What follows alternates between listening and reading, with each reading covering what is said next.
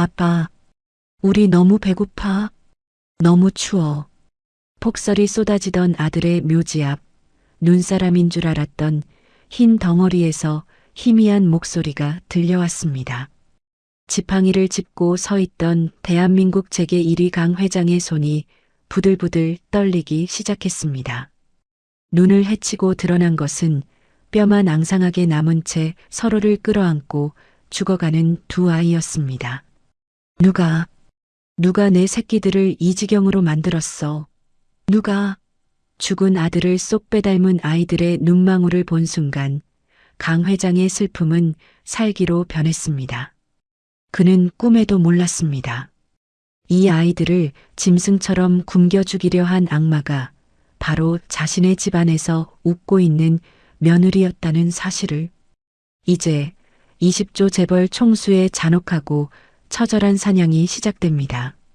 이야기 시작 전 구독과 좋아요를 눌러주신다면 여러분의 가족과 주변 사람 모두에게 건강과 행복한 기운을 전달하실 수 있을 거예요.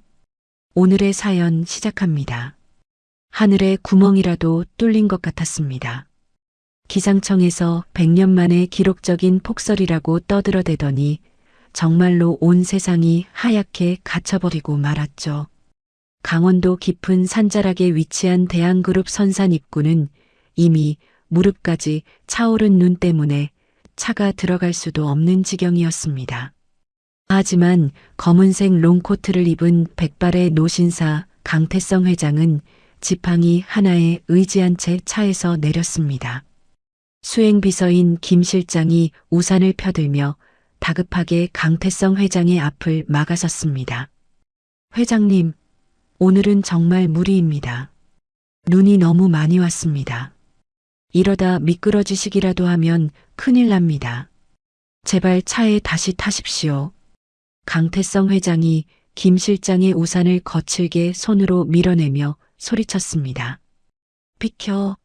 오늘이 무슨 날인지 잊었어? 내 아들 기일이야. 놈이 그 차가운 땅속에 혼자 있는데 아비라는 작자가 눈 좀 온다고 등 따뜻한 방구석에 처박혀 있으라는 거야? 하지만 회장님, 산길이 보이지도 않습니다. 위험합니다. 김 실장이 다시 한번 강태성 회장의 옷자락을 잡으며 애원했습니다. 강태성 회장은 그 손을 뿌리치고는 눈보라가 몰아치는 산길을 노려보며 말했습니다. 따라오지 마. 너희들은 여기서 기다려. 내 새끼 보러 가는데 우르르 몰려가는 것도 볼썽사나우니까. 혼자 다녀오겠다. 강태성 회장은 뒤도 돌아보지 않고 눈 덮인 산길로 발걸음을 옮겼습니다. 김 실장과 경호원들은 발을 동동 구르며 어쩔 줄 몰라 했지만 강태성 회장의 고집을 꺾을 수 있는 사람은 아무도 없다는 걸 잘 알고 있었죠. 산길은 그야말로 지옥 같았습니다. 한 걸음을 뗄 때마다 발이 푹푹 빠지는 통에 강태성 회장의 거친 숨소리가 하얀 입김이 되어 흩어졌습니다. 차가운 바람이 강태성 회장의 뺨을 칼날처럼 때렸지만 그는 멈추지 않았습니다. 이산 중턱 명당이라 불리는 곳에 하나뿐인 아들이 잠들어 있습니다. 그리고 그 선산 바로 아래턱에는 아주 오래전 대한그룹이 땅을 기부해 지어졌다는 희망 보육원이라는 낡은 건물이 위태롭게 자리 잡고 있었죠. 강태성 회장은 멀리 아래로 보이는 보육원의 희미한 불빛을 곁눈질로 보며 혀를 찼습니다. 쯧쯧, 저런 곳에 아이들이 산다니. 나중에 지원금이라도 좀 더 보내라고 해야겠구만. 강태성 회장은 다시 지팡이를 눈밭에 박으며 힘겹게 걸음을 옮겼습니다. 아들을 만나러 가는 길은 멀고도 험했습니다. 1시간여의 사투 끝에 드디어 아들의 묘소가 있는 평지에 다다랐습니다. 강태성 회장은 숨이 턱 끝까지 차올라 허리를 펴지 못하고 가쁜 숨을 몰아쉬었습니다. 그런데 고개를 들어 묘비를 바라본 강태성 회장의 미간이 찌푸려졌습니다. 묘비 바로 앞에 눈사람처럼 보이는 하얗고 둥근 덩어리가 놓여 있었기 때문입니다. 이게 뭐야? 멧돼지인가? 아니면 누가 조난이라도 당했나? 강태성 회장은 경계심을 품고 지팡이를 고쳐쥐며 천천히 그 덩어리로 다가갔습니다. 가까이 갈수록 그 덩어리의 형체가 묘하게 사람 같아 보였습니다. 강태성 회장은 심장이 쿵쿵 뛰는 것을 느끼며 그 덩어리 위에 덮인 눈을 장갑 낀 손으로 털어냈습니다. 그리고 그 아래 덮여있던 낡고 얇은 천 조각을 걷어냈죠. 그 순간 강태성 회장은 비명을 지를 뻔했습니다. 허! 그곳에는 아주 작은 두 아이가 서로를 꼭 끌어안은 채 웅크리고 있었습니다. 아이들은 마치 얼음 조각처럼 창백하게 질려 있었고 얇은 옷 한 장만 걸친 상태였습니다. 더 충격적인 것은 아이들의 발이었습니다. 신발도 신지 않은 맨발은 동상으로 새카맣게 변해 있었고 찢어진 발바닥에서 흘러나온 피가 하얀 눈을 붉게 물들이고 있었으니까요. 강태성 회장은 지팡이를 내던지고 눈밭에 무릎을 꿇었습니다. 떨리는 손으로 아이의 목에 손을 대보았습니다. 맥박이 너무나 희미해서 거의 느껴지지 않을 정도였습니다. 강태성 회장이 아이의 어깨를 마구 흔들며 소리쳤습니다. 얘들아, 정신 차려라. 여기서 자면 죽어. 눈 좀 떠봐라, 제발. 강태성 회장의 절박한 외침에 안쪽에 안겨있던 여자아이 하나가 힘겹게 눈꺼풀을 들어 올렸습니다. 아이의 눈동자는 초점을 잃고 흐릿했습니다. 아이는 고개를 아주 천천히 돌려 바로 옆에 있는 묘비의 사진을 보더니 다시 강태성 회장의 얼굴을 바라보았습니다. 아이가 갈라진 입술을 달싹이며 쉰 목소리로 속삭였습니다. 아빠. 강태성 회장은 그 말을 듣는 순간 머리를 망치로 얻어맞은 것 같은 충격에 휩싸였습니다. 아이의 눈매가 죽은 아들의 눈매와 소름 끼치도록 똑같았기 때문입니다. 강태성 회장의 눈에서 뜨거운 눈물이 왈칵 쏟아졌습니다. 뭐라고? 지금 나보고 아빠라고 했니? 그때였습니다. 인기척을 느낀 또 다른 아이가 화들짝 놀라며 깨어났습니다. 그 아이는 강태성 회장을 보자마자 공포에 질려 두 손으로 머리를 감싸주며 비명을 질렀습니다. 잘못했어요. 원장님 잘못했어요. 도망 안 갈게요. 밥 좀 주세요. 제발 때리지 마세요. 아이는 강태성 회장의 손길을 뿌리치려 발버둥 치다 힘이 없는지 픽 쓰러지고 말았습니다. 강태성 회장은 멍하니 아이의 가슴팍을 바라보았습니다. 낡은 환자복에는 희망보육원이라는 로고가 선명하게 박혀 있었습니다. 순간 강태성 회장의 머릿속에서 모든 상황이 맞춰졌습니다. 바로 저 아래에 있는 보육원. 그곳에서 이 어린아이들이 맨발로 눈길을 기어 올라온 것입니다. 그리고 죽은 아들과 꼭 닮은 얼굴. 강태성 회장은 급히 자신의 두꺼운 코트를 벗어 아이들을 감쌌습니다. 그리고 아이들을 품에 꽉 끌어안으며 자신의 체온을 나누려 애썼습니다. 아이들의 몸은 앙상하게 말라 갈비뼈가 그대로 느껴질 정도였습니다. 강태성 회장이 품속에서 무전기를 꺼내 입에 대고 짐승처럼 울부짖었습니다. 김 실장, 당장 헬기 띄워. 지금 당장. 무전기 너머로 김 실장의 당황한 목소리가 들려왔습니다. 회장님, 무슨 일이십니까? 헬기라니요. 이 날씨에요? 잔말 말고 띄우란 말이야. 애들이 죽어가. 내 손녀들이 죽어간다고. 닥터 헬기 당장 오라고 해. 1분이라도 늦으면 너희들 다 죽을 줄 알아. 강태성 회장은 무전기를 눈밭에 집어던지고 파랗게 질린 아이들의 뺨을 자신의 거친 손으로 비벼댔습니다. 조금만 참아라. 제발 조금만 버텨다오. 할아버지가 미안하다. 정말 미안하다. 강태성 회장의 눈물방울이 아이들의 얼어붙은 얼굴 위로 뚝뚝 떨어졌습니다. 거센 눈보라 속에서 노인은 아이들을 살리기 위해 필사적으로 몸을 웅크려 바람을 막아냈습니다. 10여 분 뒤 산 전체를 뒤흔드는 굉음과 함께 헬기가 나타났습니다. 구조대원들이 로프를 타고 내려와 강태성 회장과 아이들을 확보했습니다. 헬기 안으로 옮겨진 아이들의 상태는 더욱 심각했습니다. 응급구조사가 다급하게 소리쳤습니다. 혈관이 다 수축해서 바늘이 안 들어갑니다. 체온이 너무 낮아요. 심정지 올 수 있습니다. 구조사가 아이의 정강이뼈에 직접 주사 바늘을 꽂아 수액을 투여하는 모습을 보며 강태성 회장은 아이의 손을 꽉 잡았습니다. 헬기가 요동칠 때마다 아이들은 경기를 일으키며 서로의 손을 놓지 않으려 안간힘을 썼습니다. 강태성 회장이 아이들의 귀에 대고 끊임없이 속삭였습니다. 괜찮다. 이제 괜찮아. 할아버지가 다 혼내줄게. 아무도 너희 못 건드려. 헬기는 눈보라를 뚫고 서울을 향해 전속력으로 날아갔습니다. 대한병원 VIP 응급센터 옥상 헬리패드에는 이미 강태성 회장의 불호령을 받은 의료진 10수명이 대기하고 있었습니다. 헬기가 착륙하자마자 의료진들이 달려들어 아이들을 이동식 침대로 옮겼습니다. 응급센터장이 침대를 밀며 소리쳤습니다. 비키세요. 서둘러. 소아 응급실 비워놨지? 바로 수술실로 간다. 강태성 회장은 피와 흙투성이가 된 채 비틀거리며 침대를 따라 뛰었습니다.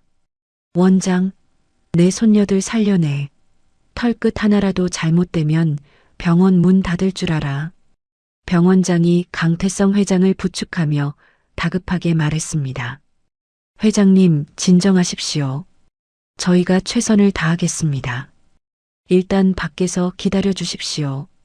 수술실 문이 닫히고 수술 중이라는 빨간 불이 켜졌습니다. 복도에는 정적만이 감돌았습니다. 강태성 회장의 지시로 병원 입구와 복도는 경호원들에 의해 철저히 봉쇄되었습니다. 개미 새끼 한 마리도 얼씬거리지 못할 삼엄한 경비였습니다. 강태성 회장은 수술실 앞 의자에 털썩 주저앉았습니다. 그는 떨리는 손을 들어 올려 자신의 손바닥을 내려다보았습니다. 아이들의 발에서 묻어난 검붉은 피가 손바닥 가득 엉겨붙어 있었습니다. 그때 비서실장 김 실장이 헐레벌떡 뛰어와 강태성 회장 앞에 고개를 숙였습니다. 회장님, 도착했습니다. 아이들 소지품은 이게 전부입니다. 김 실장이 건넨 비닐봉지 안에는 찢어진 환자복 조각과 아이들이 쥐고 있었던 것으로 보이는 작은 펜던트가 들어 있었습니다. 강태성 회장은 떨리는 손으로 펜던트를 집어들었습니다. 그것은 죽은 아들이 항상 목에 걸고 다니던 아들의 유품이었습니다. 강태성 회장이 펜던트를 가슴에 품으며 꽉 쥐었습니다. 손등에 파란 힘줄이 돋아났습니다. 그는 천천히 고개를 들어 김 실장을 노려보았습니다. 그의 눈빛은 더 이상 슬픔에 잠긴 노인의 눈이 아니었습니다. 먹잇감을 노리는 맹수의 눈빛처럼 서늘한 살기가 감돌았습니다. 강태성 회장이 낮고 굵은 목소리로 말했습니다. 김 실장, 네, 회장님. 당장 알아봐. 희망 보육원이라는 곳. 그리고 내 며느리 최질환의 최근 자금 내역까지 싹 다 뒤져. 김 실장이 놀란 눈으로 강태성 회장을 바라보았습니다. 최 이사님 말씀이십니까? 설마. 강태성 회장이 의자 팔걸이를 내리치며 고함을 질렀습니다. 토 달지 말고 시키는 대로 해. 내 핏줄을 저 지경으로 만든 놈들, 내가 산채로 씹어먹을 거니까. 뼈조각 하나까지 다 찾아내서 내 앞에 가져와. 창밖에는 여전히 하염없이 눈이 내리고 있었습니다. 하지만 병원 복도에 앉아있는 강태성 회장의 주변은 마치 시베리아 벌판처럼 차가운 공기가 흐르고 있었습니다. 강태성 회장은 굳게 닫힌 수술실 문을 바라보며 입술을 깨물었습니다. 내 아들 태우야. 네가 보낸 거냐? 이 아비한테 복수해달라고 이 아이들을 보낸 거야? 강태성 회장의 눈가에 고였던 눈물이 볼을 타고 흘러내려 피 묻은 손등 위로 떨어졌습니다. 그날 밤 11시 대한병원 VIP 병동 복도에는 숨막히는 침묵만이 감돌고 있었습니다. 창밖에는 여전히 폭설이 미친 듯이 쏟아지고 있었지만 병원 안의 공기는 그보다 더 차갑고 무거웠죠. 강태성 회장은 수술실 앞 대기실 소파에 깊숙이 파묻힌 채 초조하게 다리를 떨고 있었습니다. 잠시 후 비서실장 김 실장이 서류 봉투 하나를 들고 나타났습니다. 김 실장의 얼굴은 하얗게 질려 있었고 이마에는 식은 땀이 송골송골 맺혀 있었죠. 김 실장이 떨리는 손으로 서류 봉투를 강태성 회장 앞에 내려놓으며 말했습니다. 회장님, 결과 나왔습니다. 강태성 회장은 거친 손길로 봉투를 찢듯이 열었습니다. 그 안에서 나온 종이 한 장. 강태성 회장의 시선이 종이의 맨 아래쪽을 향했습니다. 친족관계 성립 99.9%. 강태성 회장의 손이 심하게 떨리기 시작했습니다. 종이가 바스락거리는 소리가 정적을 깨뜨렸죠. 강태성 회장은 믿을 수 없다는 듯 서류와 아까 아이의 주머니에서 나온 펜던트 속 아들의 사진을 번갈아 보았습니다. 강태성 회장이 가슴을 쥐어짜며 오열했습니다. 으흐흑, 내 새끼들이었어. 태우야, 이놈아. 내 핏줄을 이렇게 밖으로 돌렸단 말이냐. 강태성 회장의 통곡 소리에 김 실장도 고개를 숙이고 눈시울을 붉혔습니다. 하지만 슬픔도 잠시 김 실장은 품 안에서 또 다른 태블릿 PC를 꺼내 들었습니다. 김 실장이 목소리를 낮추며 조심스럽게 말했습니다. 그리고 회장님께서 지시하신 최질환 이사와 희망 보육원의 자금 흐름입니다. 강태성 회장은 눈물을 닦을 새도 없이 매서운 눈빛으로 화면을 노려보았습니다. 화면에는 최질환의 개인 계좌에서 마광수라는 이름으로 매달 거액의 현금이 이체된 내역이 빼곡했습니다. 명목은 특별 후원금이었지만 그 액수는 상상을 초월했죠. 김 실장이 화면을 넘기며 덧붙였습니다. 이건 정보팀이 해킹으로 확보한 보육원 내부 CCTV 영상입니다. 보시기에 좀 힘드실 수 있습니다. 강태성 회장이 고개를 끄덕이자 김 실장이 재생 버튼을 눌렀습니다. 화면 속 장소는 빛도 들어오지 않는 지하실 독방이었습니다. 곰팡이가 핀 벽 구석에 오늘 묘지에서 발견된 그 아이들이 웅크리고 있었습니다. 잠시 후 문이 열리고 웬 남자가 들어왔습니다. 희망 보육원 원장 마광수였죠. 마 원장은 아이들에게 밥그릇을 던지듯 놓았습니다. 하지만 그릇에 담긴 건 사람이 먹을 수 있는 음식이 아니었습니다. 썩은 빵 조각과 흙탕물 같은 것이었죠.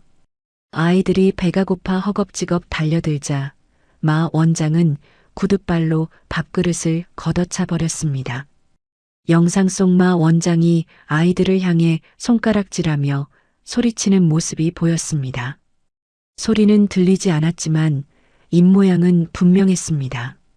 몽둥이를 들고 아이들을 위협하는 장면에 이르자 강태성 회장은 더 이상 참지 못했습니다. 저런 천하의 죽일 놈. 강태성 회장이 들고 있던 찻잔을 바닥에 내동댕이 쳤습니다. 쨍그랑 소리와 함께 파편이 사방으로 튀었습니다. 강태성 회장의 얼굴은 분노로 붉게 달아올랐고 목에는 굵은 핏대가 섰습니다. 강태성 회장이 자리에서 벌떡 일어나며 고함을 질렀습니다. 당장 차 대기시켜. 내가 가서 저놈 모가지를 비틀어 버려야겠어. 내 손녀들을 짐승우리에 가둬? 그것도 내 며느리 사주를 받고? 김 실장이 다급하게 강태성 회장의 앞을 막아서며 무릎을 꿇었습니다. 회장님, 고정하십시오. 지금 가셔서 마 원장을 죽여봤자 꼬리 자르기밖에 안 됩니다. 최 이사는 자기가 시킨 일이 아니라고 발뺌할 게 뻔합니다. 비켜. 내 눈으로 저걸 보고도 참으란 말이야? 아이들을 위해서입니다. 아이들이 안전해지고 최 이사가 빠져나갈 구멍 없이 완벽하게 옭아매려면 지금은 참으셔야 합니다. 제발요 회장님. 강태성 회장은 거친 숨을 몰아쉬며 김 실장을 내려다보았습니다. 분노로 온몸이 떨렸지만 김 실장의 말이 틀린 것은 아니었습니다. 강태성 회장은 주먹을 꽉 쥐어 손톱이 살을 파고들 정도였습니다. 그는 긴 한숨을 내쉬며 다시 소파에 주저앉았습니다. 그래, 내 말이 맞다. 그 여우 같은 년이 순순히 인정할 리가 없지. 더 확실한 증거가 필요해. 그때 중환자실 문이 열리고 간호사가 급히 뛰어나왔습니다. 간호사가 당황한 표정으로 말했습니다. 회장님, 아이들이 깨어났습니다. 그런데 상태가 좀... 강태성 회장은 즉시 자리에서 일어나 멸균 가운을 걸쳐 입고 중환자실로 향했습니다. 유리창 너머로 보이는 아이들의 모습은 처참했습니다. 온몸에 링거줄을 주렁주렁 매달고 있었죠. 강태성 회장이 조심스럽게 문을 열고 들어갔습니다. 침대에 누워있던 쌍둥이 중 언니 민서가 낯선 사람의 등장에 화들짝 놀라며 링거 바늘을 뽑으려 했습니다. 민서가 쉰 목소리로 비명을 질렀습니다. 오지 마요. 저리 가요. 밥 안 먹어도 돼요. 잘못했어요. 강태성 회장이 다급하게 다가가 아이의 앙상한 손을 잡았습니다. 그리고 품에서 아까 그 펜던트를 꺼내 아이의 눈앞에 보여주었습니다. 아가야, 진정해라. 나다. 아까 묘지에서 만난 할아버지야. 이것 봐라. 이거 내 아빠 사진 맞지? 민서의 눈동자가 흔들렸습니다. 펜던트 속 사진과 강태성 회장의 얼굴을 번갈아 보던 아이의 눈에서 굵은 눈물방울이 뚝뚝 떨어졌습니다. 민서는 그제야 경계심을 풀고 힘없이 고개를 끄덕였습니다.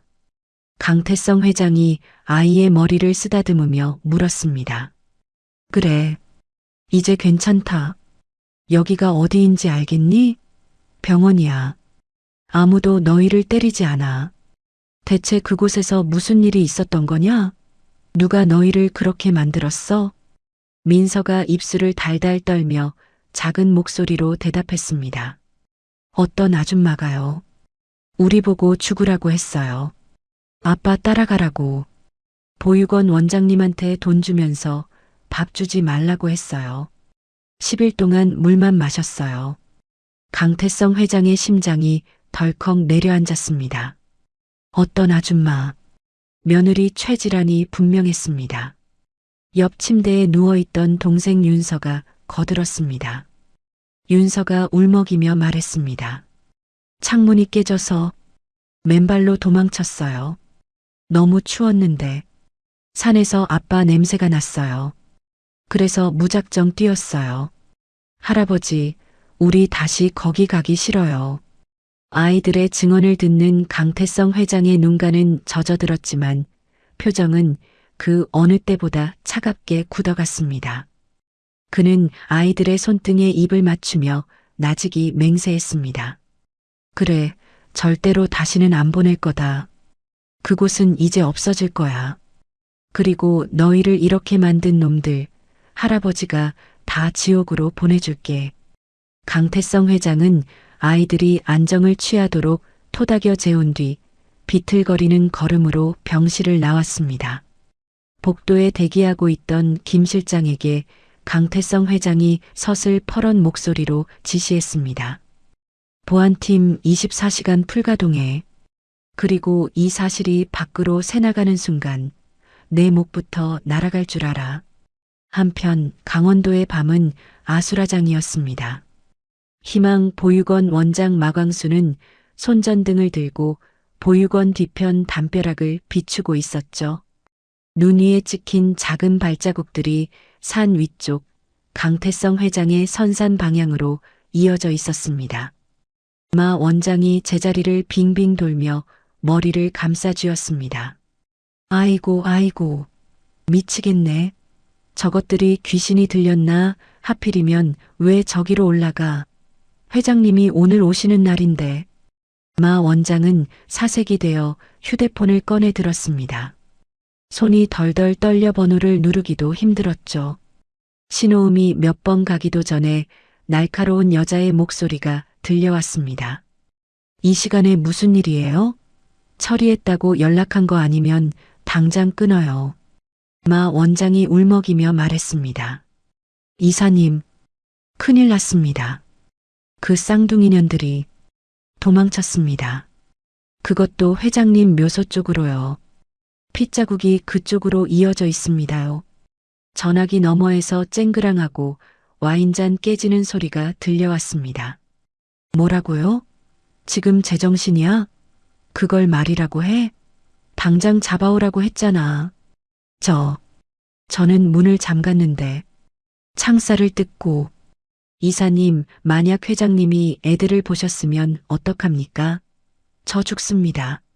서울의 최고급 펜트하우스. 최지라는 휴대폰을 쥔 손에 힘을 주며 입술을 깨물었습니다. 붉은 와인이 바닥 카펫을 적시고 있었지만 그녀의 눈에는 살기만이 가득했죠. 최지란이 싸늘하게 쏘아붙였습니다. 입 닥쳐. 징징거릴 시간 있으면 흔적이나 지워. 만약 내 이름 나오면 당신부터 묻어버릴 줄 알아. 전화를 끄는 최지란은 벽에 걸린 거울을 보며 머리를 쓸어 넘겼습니다. 눈빛이 불안하게 흔들렸습니다. 만약 시아버지가 아이들을 발견했다면 자신의 유산 상속은 물거품이 되는 것은 물론이고 감옥행이었습니다. 최지란은 곧바로 다른 번호를 눌렀습니다. 박 실장, 나야. 지금 당장 움직여야겠어. 5억 줄게. 아니, 10억 줄 테니까 깔끔하게 처리해. 전화기 너머의 박 실장은 아무런 감정 없는 목소리로 대답했습니다. 대상은요? 그 쌍둥이들. 지금 대한병원이나 인근 응급실 뒤지면 나올 거야. 병사든 사고사든 상관없어. 영구적으로 입 다물게 만들어. 새벽 2시 대한병원 지하 주차장으로 의료 폐기물 트럭 한 대가 들어왔습니다. 트럭 조수석에서 내린 남자는 박 실장이었습니다. 그는 능숙한 손놀림으로 CCTV의 사각지대를 찾아 이동했습니다. 화장실에 들어간 그는 챙겨온 가방에서 하얀 의사 가운과 위조된 아이디 카드를 꺼내 착용했습니다. 안경까지 고쳐 쓰자 영락없는 당직 의사의 모습이었죠. 박 실장은 비상계단을 통해 VIP 병동이 있는 12층까지 걸어 올라갔습니다. 그의 숨소리는 조금도 흐트러짐이 없었습니다. 복도에는 강태성 회장의 경호원들이 배치되어 있었지만 새벽 시간이라 경계가 느슨해질 타이밍이었습니다. 마침 강태성 회장이 검찰청장의 긴급한 전화를 받고 병실 밖 테라스로 나가는 모습이 보였습니다. 지금이다. 박 실장은 태연하게 차트를 끼고 복도를 걸어갔습니다. 경호원들은 의사 가운을 입은 그를 의심 없이 지나쳐 보냈습니다. 박 실장은 쌍둥이가 입원한 병실 앞에 멈춰 섰습니다. 심호흡을 한 번 한 그는 노크도 없이 조용히 병실 문을 열고 들어갔습니다. 병실 안은 어두웠습니다. 기계들이 규칙적으로 삑삑 소리를 내고 있었죠. 침대에 누워있던 쌍둥이는 인기척에 눈을 떴습니다. 마스크를 쓴 낯선 의사가 들어오자 민서와 윤서는 본능적으로 공포를 느꼈습니다. 아이들은 이불을 끌어당기며 서로를 꼭 껴안았습니다. 박 실장은 마스크 위로 드러난 눈을 반달 모양으로 접으며 비릿하게 웃었습니다. 검사할 게 좀 남았단다, 얘들아. 아프지 않게 해줄게. 박 실장이 품속에서 투명한 액체가 든 주사기를 꺼냈습니다. 주사바늘 끝에서 맑은 약물이 한 방울 톡 떨어졌습니다.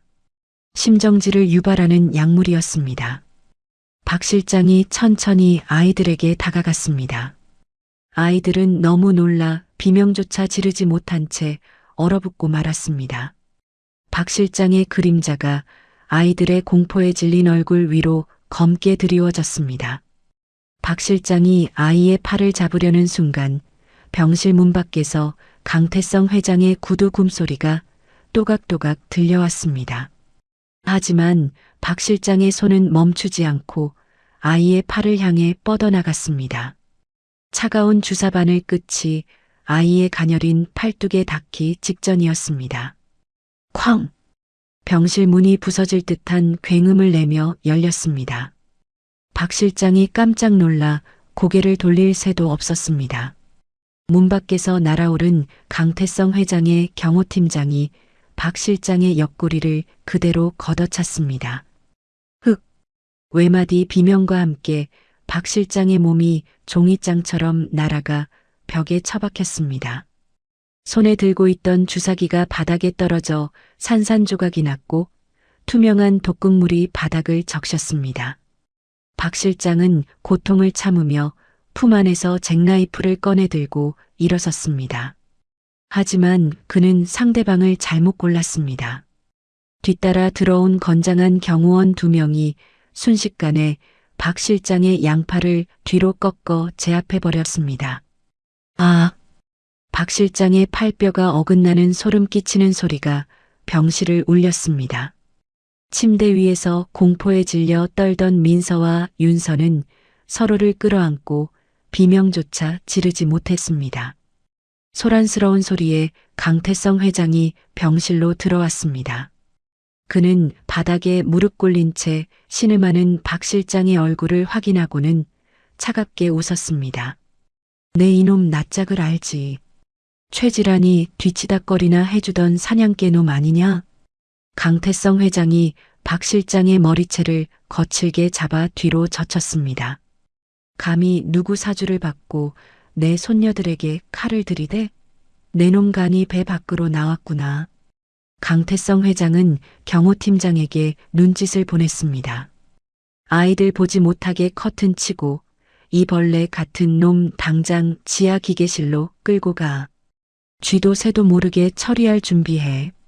경호원들이 박 실장의 입을 틀어막고 짐짝처럼 끌고 나갔습니다. 강태성 회장은 놀란 가슴을 진정시키며 아이들에게 다가갔습니다. 괜찮다. 이제 정말 괜찮아. 할아버지가 나쁜 놈 다 잡았어.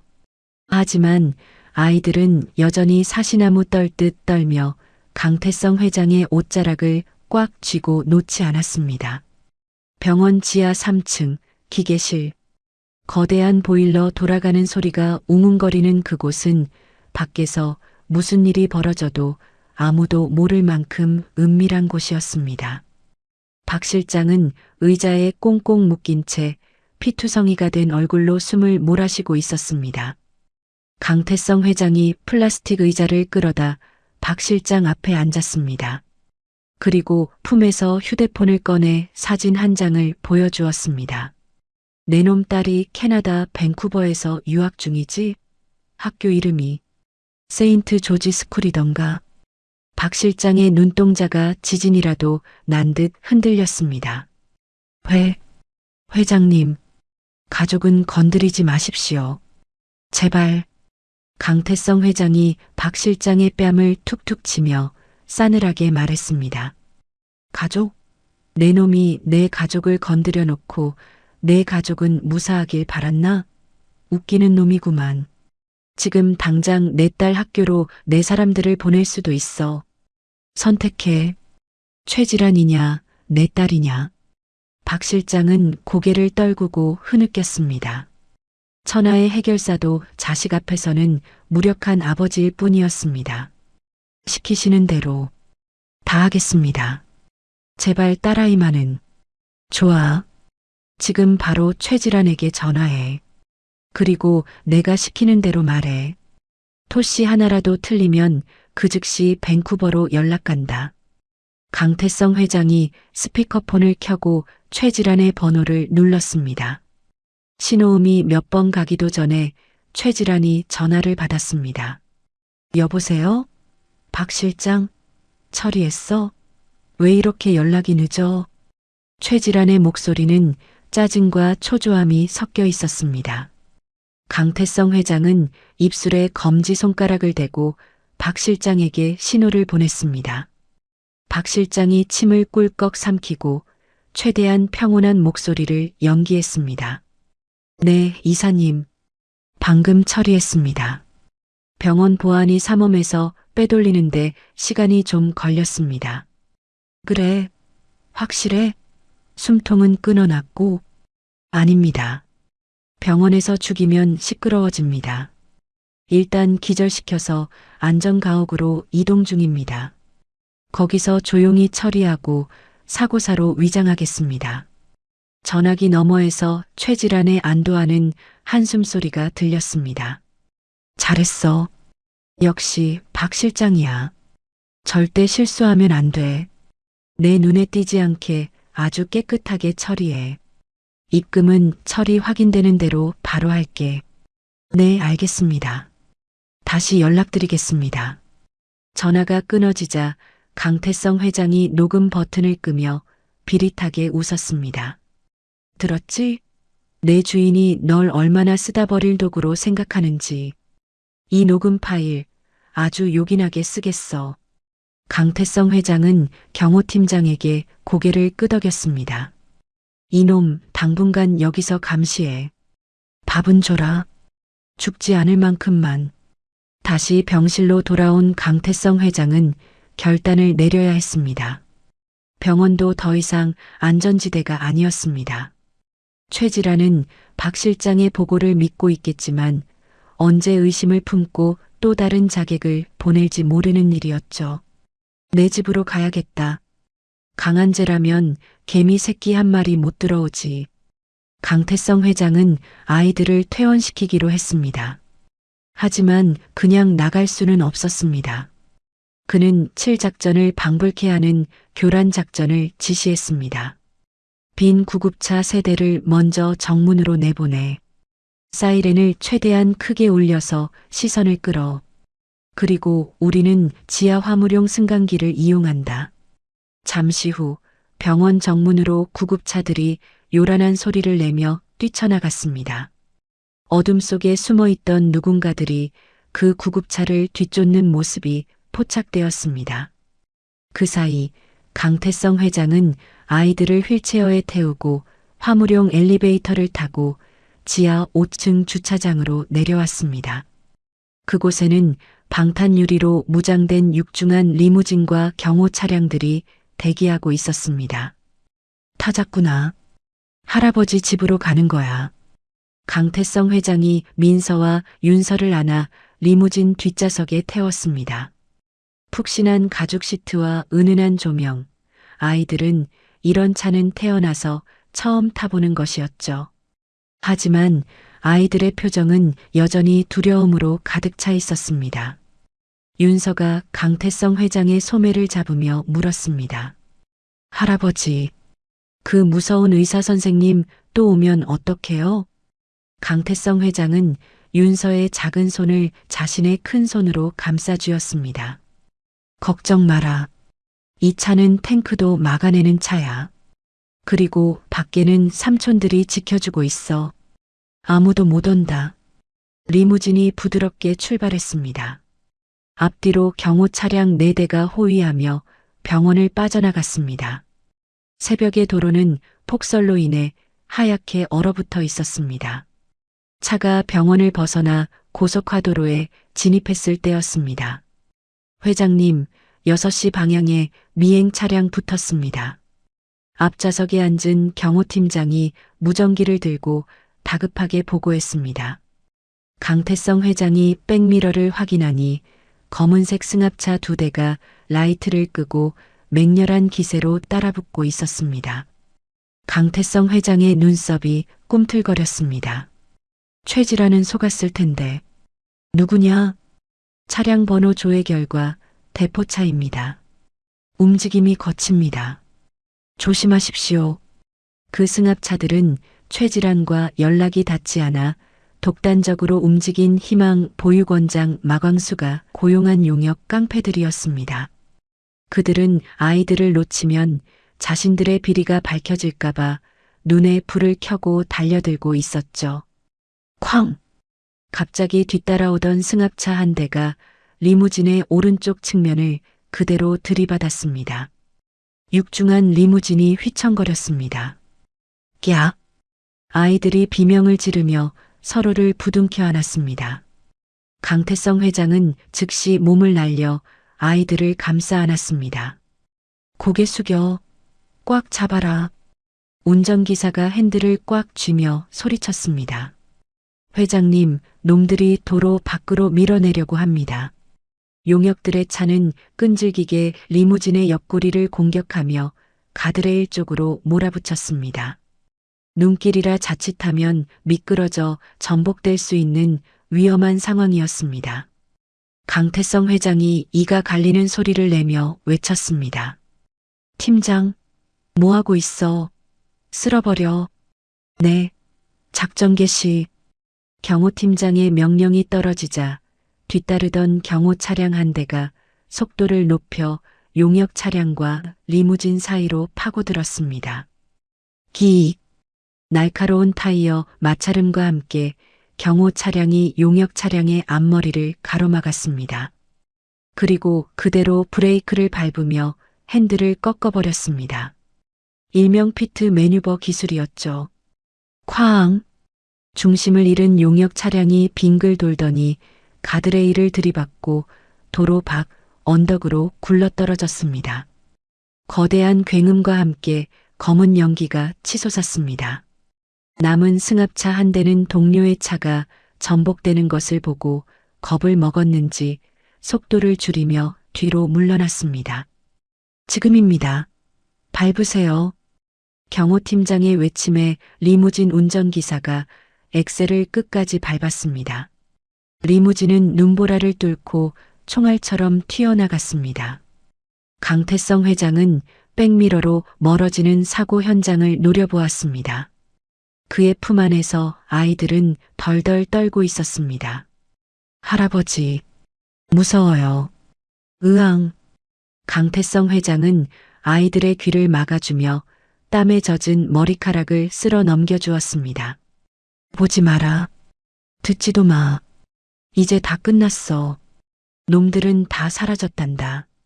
강태성 회장의 목소리는 부드러웠지만 그의 눈은 지옥 불처럼 타오르고 있었습니다. 감히 내 손녀들이 탄 차를 공격해? 마광수, 내 놈은 내 손으로 반드시 가죽을 벗겨주마. 한참을 달리자 저 멀리 성북동의 높은 언덕 위의 요새처럼 우뚝 솟은 저택이 보이기 시작했습니다. 강태성 회장의 집 강한재였습니다. 높은 담벼락과 수많은 CCTV 그리고 철통 같은 경비 시스템을 갖춘 그곳만이 지금 이 아이들을 지킬 수 있는 유일한 성역이었습니다. 리무진이 속도를 줄이며 저택의 거대한 철문 앞으로 다가갔습니다. 강태성 회장은 떨고 있는 아이들을 더욱 꽉 끌어안으며 속삭였습니다. 다 왔어. 이제 저 문만 통과하면 아무도 너희를 괴롭힐 수 없어. 할아버지가 약속하마. 아이들은 강태성 회장의 품에서 고개를 들어 창밖의 거대한 저택을 바라보았습니다. 어둠 속에서 빛나는 저택의 불빛이 마치 등대처럼 아이들을 맞이하고 있었습니다. 육중한 철문이 굉음을 내며 양옆으로 열렸습니다. 강태성 회장의 리무진이 들어선 곳은 서울 성북동 언덕 위에 자리 잡은 저택 강한재였습니다. 3미터가 넘는 높은 담벼락 위에는 철조망과 감시 카메라가 촘촘히 박혀 있어 마치 난공불락의 요새를 연상케 했죠.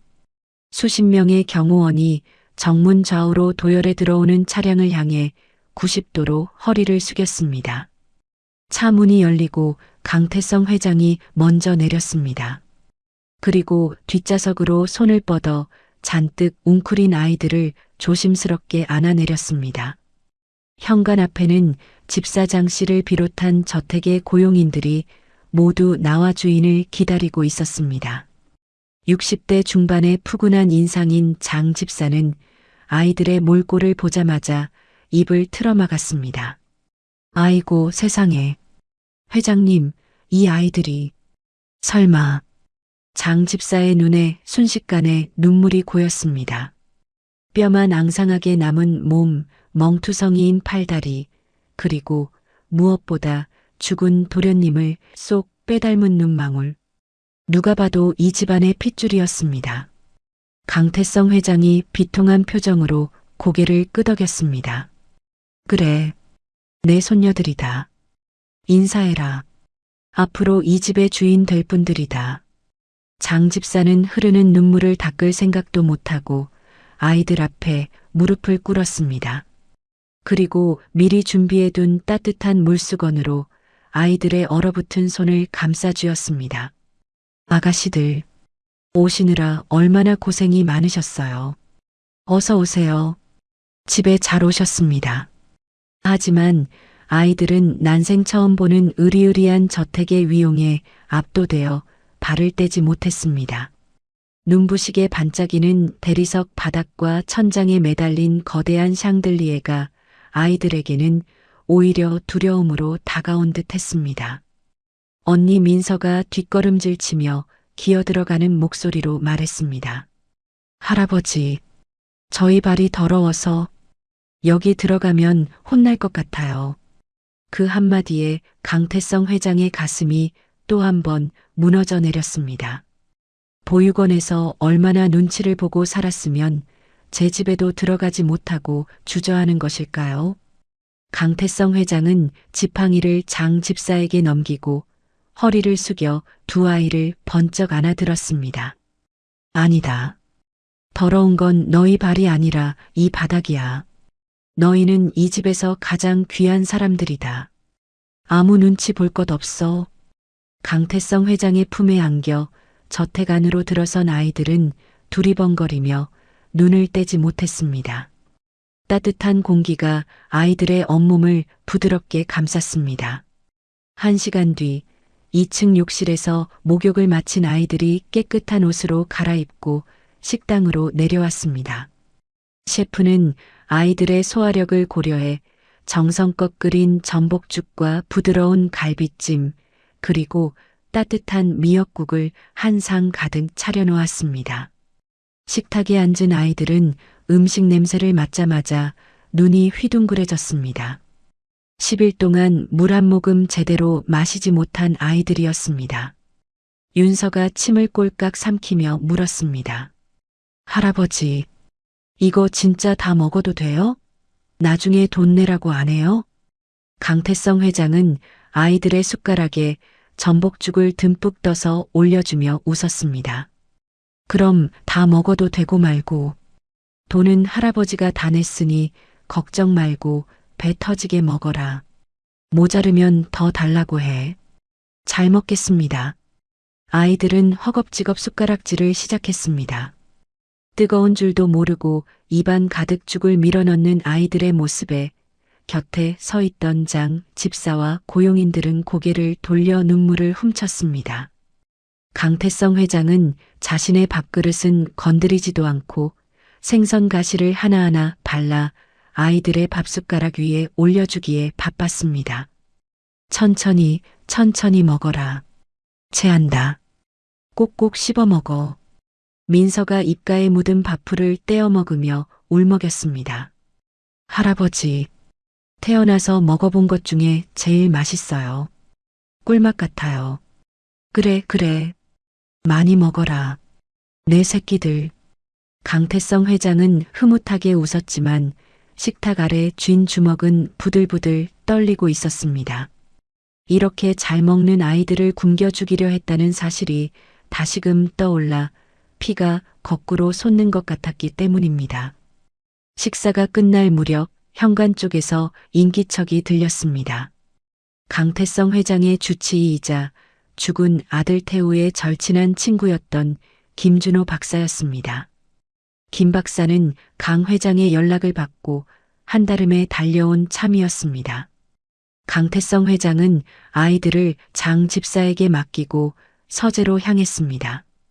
김 박사는 무거운 표정으로 검은 가방 하나를 들고 서재로 들어왔습니다. 강태성 회장이 책상 뒤에 앉아 김 박사를 노려보며 물었습니다. 자네 알고 있었지? 태우한테 숨겨진 자식이 있다는 거. 김 박사는 깊은 한숨을 내쉬며 고개를 끄덕였습니다. 그리고 가방에서 낡은 다이어리 한 권과 서류 뭉치를 꺼내 책상 위에 올려놓았습니다. 죄송합니다, 회장님. 태우가 죽기 전까지 신신당부했습니다. 회장님께는 절대 비밀로 해달라고요. 뭐라고? 나한테 비밀로 해? 제 핏줄을? 내가 그렇게 무서운 아비였어? 강태성 회장의 목소리가 높아졌습니다. 김 박사는 침통한 표정으로 대답했습니다. 태우는 두려워했습니다. 회장님께서 쌍둥이를 가문의 오점이라 여겨 내치실까 봐요. 혼외자라는 이유로 아이들이 상처받는 걸 원치 않았습니다. 그래서 아이들이 좀 더 클 때까지 지방에 숨겨두고 몰래 돌봐왔던 겁니다. 강태성 회장은 망치로 머리를 얻어맞은 듯 멍해졌습니다. 아들이 자신을 그토록 어려워하고 불신했다는 사실에 가슴이 미어지는 듯 했습니다. 강태성 회장은 떨리는 손으로 아들이 남긴 다이어리를 펼쳤습니다. 다이어리에는 아들의 절절한 심정이 고스란히 담겨 있었습니다. 10월 12일. 지란이가 아이들 존재를 눈치챈 것 같다. 오늘 나에게 더러운 핏줄을 달고 들어오면 가만 안 두겠다고 협박했다. 무섭다. 내 아이들을 지켜야 한다. 11월 5일. 아버지는 여전히 그룹 실적만 물으신다. 아버지께 말씀드리고 싶지만 평생 완벽함을 추구해 오신 분이 이 아이들을 받아주실까? 오히려 아이들을 빼서 외국으로 보내버리실까봐 겁이 난다. 12월 24일. 크리스마스다. 민서와 윤서에게 줄 선물을 샀다. 빨리 가서 안아주고 싶다. 사랑한다, 내 아가들. 다이어리를 읽어내려가는 강태성 회장의 손등 위로 뜨거운 눈물이 뚝뚝 떨어졌습니다. 마지막 장에는 아들이 교통사고를 당하기 직전 급하게 휘갈겨 쓴 메모가 남아 있었습니다. 만약 나에게 무슨 일이 생기면 준호야, 제발 우리 아이들을 부탁한다. 질환이 손에 들어가면 아이들은 죽어. 강태성 회장은 다이어리를 가슴에 품고 책상에 엎드려 통곡했습니다. 으흐흑, 태우야, 이 못난 놈아. 아비를 믿지 못하고 혼자 얼마나 끙끙 앓았느냐. 내가 죄인이다. 내가 널 외롭게 만들었어. 김 박사도 눈물을 훔치며 말했습니다. 태우가 사고 당일 저에게 이 다이어리와 아이들 서류가 든 가방을 맡기려 오던 길이었습니다. 그런데 사고가 났죠. 단순 사고가 아닐 수도 있다는 생각에 그동안 저 혼자 조용히 조사하고 있었습니다. 하지만 이제 회장님이 아이들을 찾으셨으니 진실을 밝혀야 할 때라고 생각했습니다. 강태성 회장은 젖은 눈을 들어 김 박사를 바라보았습니다. 슬픔은 어느새 서슬 퍼런 분노로 바뀌어 있었습니다. 그래, 사고가 아니었어. 최질한 그년이 내 아들도 죽이고 손녀들도 죽이려 했던 거야. 감히 내 집안을 멸문시키려 들어? 강태성 회장은 인터폰을 눌러 비서실장을 호출했습니다. 김 실장, 당장 금융권에 연락해. 최질환이 쓰는 법인카드, 개인 계좌, 차명 계좌까지 모조리 동결시켜 10원 한 장도 못 쓰게 만들어. 그리고 보육원 비리 자료 지금 바로 방송국에 뿌려. 다음 날 아침 서울 강남의 펜트하우스 최지라는 밤새 한숨도 자지 못했습니다. 해결사 박 실장은 여전히 연락 두절 상태였고 마광수 원장도 종적을 감췄기 때문입니다. 불안감에 거실을 서성이던 최지란의 휴대폰이 울렸습니다. 병원에 심어둔 정보원이었습니다. 어떻게 됐어? 박 실장은? 애들은? 수화기 너머에서 다급한 목소리가 들려왔습니다. 이사님, 큰일 났습니다. 박 실장은 보이지 않고 새벽에 회장님께서 아이들을 데리고 퇴원하셨습니다. 지금 강안제로 들어가셨다는 정보입니다. 최지라는 비명을 지르며 휴대폰을 벽에 집어던졌습니다. 아, 멍청한 놈들. 하나같이 도움이 안 돼. 휴대폰이 박살나며 파편이 튀었습니다. 최지라는 머리를 감싸 쥐고 소파에 주저앉았습니다. 강태성 회장이 아이들을 데려갔다는 것은 이미 모든 사실을 알고 있다는 뜻이었습니다. 이제 그녀에게 남은 시간은 많지 않았습니다. 하지만 최지라는 이대로 물러설 여자가 아니었습니다. 그녀의 눈빛이 독사처럼 번뜩였습니다. 그래. 아버님이 먼저 전쟁을 시작하시겠다? 그럼 나도 가만히 있을 순 없지. 최지라는 서재에서 예비용 휴대폰을 꺼내 어디론가 전화를 걸었습니다. 목소리는 금세 차분하고 우아한 톤으로 바뀌어 있었습니다. 국장님? 네, 접니다. 아버님 건강 때문에 걱정이 많아서요. 네, 요즘 부쩍 기억력이 안 좋으시고 헛것을 보시는 것 같아서. 네. 아니요, 치매 초기 증상이라는데. 엉뚱한 고아들을 데려와서 손녀라고 우기시니 이를 어쩌면 좋아요? 최지라는 입가에 비릿한 미소를 띠며 통화를 이어갔습니다. 네, 그룹 경영에 차질이 생기기 전에 제가 나서야 할 것 같아서요. 기사 좀 잘 부탁드립니다. 제목은 강태성 회장 건강 이상설, 후계구도 안개 속 정도면 좋겠네요. 전화를 끊은 최지라는 곧바로 변호인단에게 문자를 보냈습니다. 성년후견인 개시 심판 청구 준비해. 아버님, 정신능력 상실로 몰아가야겠어. 강한제의 밤은 깊어가고 있었습니다. 밖에는 다시 거센 비바람이 몰아치기 시작했습니다. 강태성 회장은 잠든 아이들의 방에 들어와 스탠드 불빛 아래 곤히 잠든 손녀들의 얼굴을 한참이나 바라보았습니다. 윤서가 잠결에 칭얼거리며 이불을 걷어차자 강태성 회장은 조심스럽게 이불을 덮어주며 이마에 입을 맞췄습니다. 잘 자라. 내 아가들.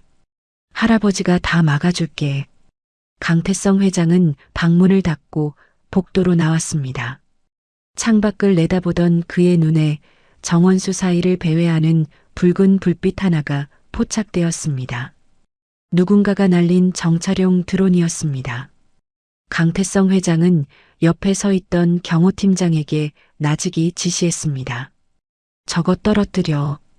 우리 집을 엿보는 눈깔은 다 파버려야지. 네, 알겠습니다.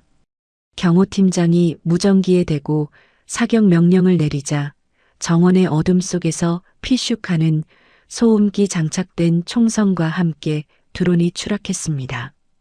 강태성 회장은 부서진 드론을 내려다보며 꽉 쥔 주먹을 부르르 떨었습니다. 이제 본격적인 싸움이 시작되었습니다. 며느리라는 탈을 쓴 악마와의 전쟁. 강태성 회장은 아들의 다이어리를 가슴에 품고 폭풍우가 몰아치는 밤하늘을 올려다보았습니다. 태우야, 보고 있느냐? 내 아비가 어떻게 싸우는지 똑똑히 지켜봐라.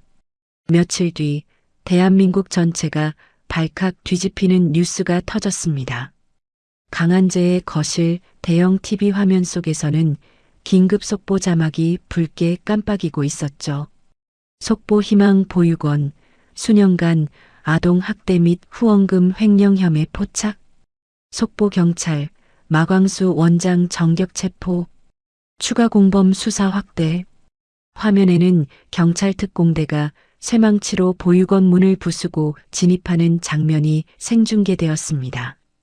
곧이어 양팔이 뒤로 꺾인 채 수갑을 찬 마광수 원장이 형사들에게 끌려 나오는 모습이 잡혔습니다. 보육원 앞에는 이미 소식을 듣고 몰려온 시민들이 계란과 밀가루를 던지며 분노를 표출하고 있었죠. 이 나쁜 놈아, 애들 밥값을 떼먹어? 네가 사람이냐? 짐승만도 못한 놈. 계란 범벅이 된 마 원장은 카메라 플래시가 터지자 고개를 숙이기는커녕 악을 쓰며 소리쳤습니다. 이건 모함이야. 난 시키는 대로 했을 뿐이라고. 최 이사가 다 시킨 거야. 최질환 이사 나오라고 해. 하지만 형사들은 거칠게 마 원장의 머리를 눌러 경찰차 안으로 밀어 넣었습니다. 소파에 앉아 이 광경을 지켜보던 민서와 윤서는 서로의 손을 꼭 잡고 숨을 죽였습니다. 화면 속에서 자신들을 괴롭히던 악마가 끌려가는 모습을 보자 두려움과 안도감이 동시에 밀려오는 듯 했습니다. 강태성 회장이 리모컨으로 TV를 끄고 아이들을 돌아보았습니다. 맞지? 할아버지가 뭐라고 했어? 나쁜 짓 한 사람은 반드시 벌을 받게 되어 있어. 이제 저 아저씨는 다시는 세상 밖으로 못 나온다. 너희 근처에는 얼씬도 못해. 윤서가 그제야 참았던 숨을 내쉬며 강태성 회장의 품으로 파고들었습니다. 할아버지, 정말이죠?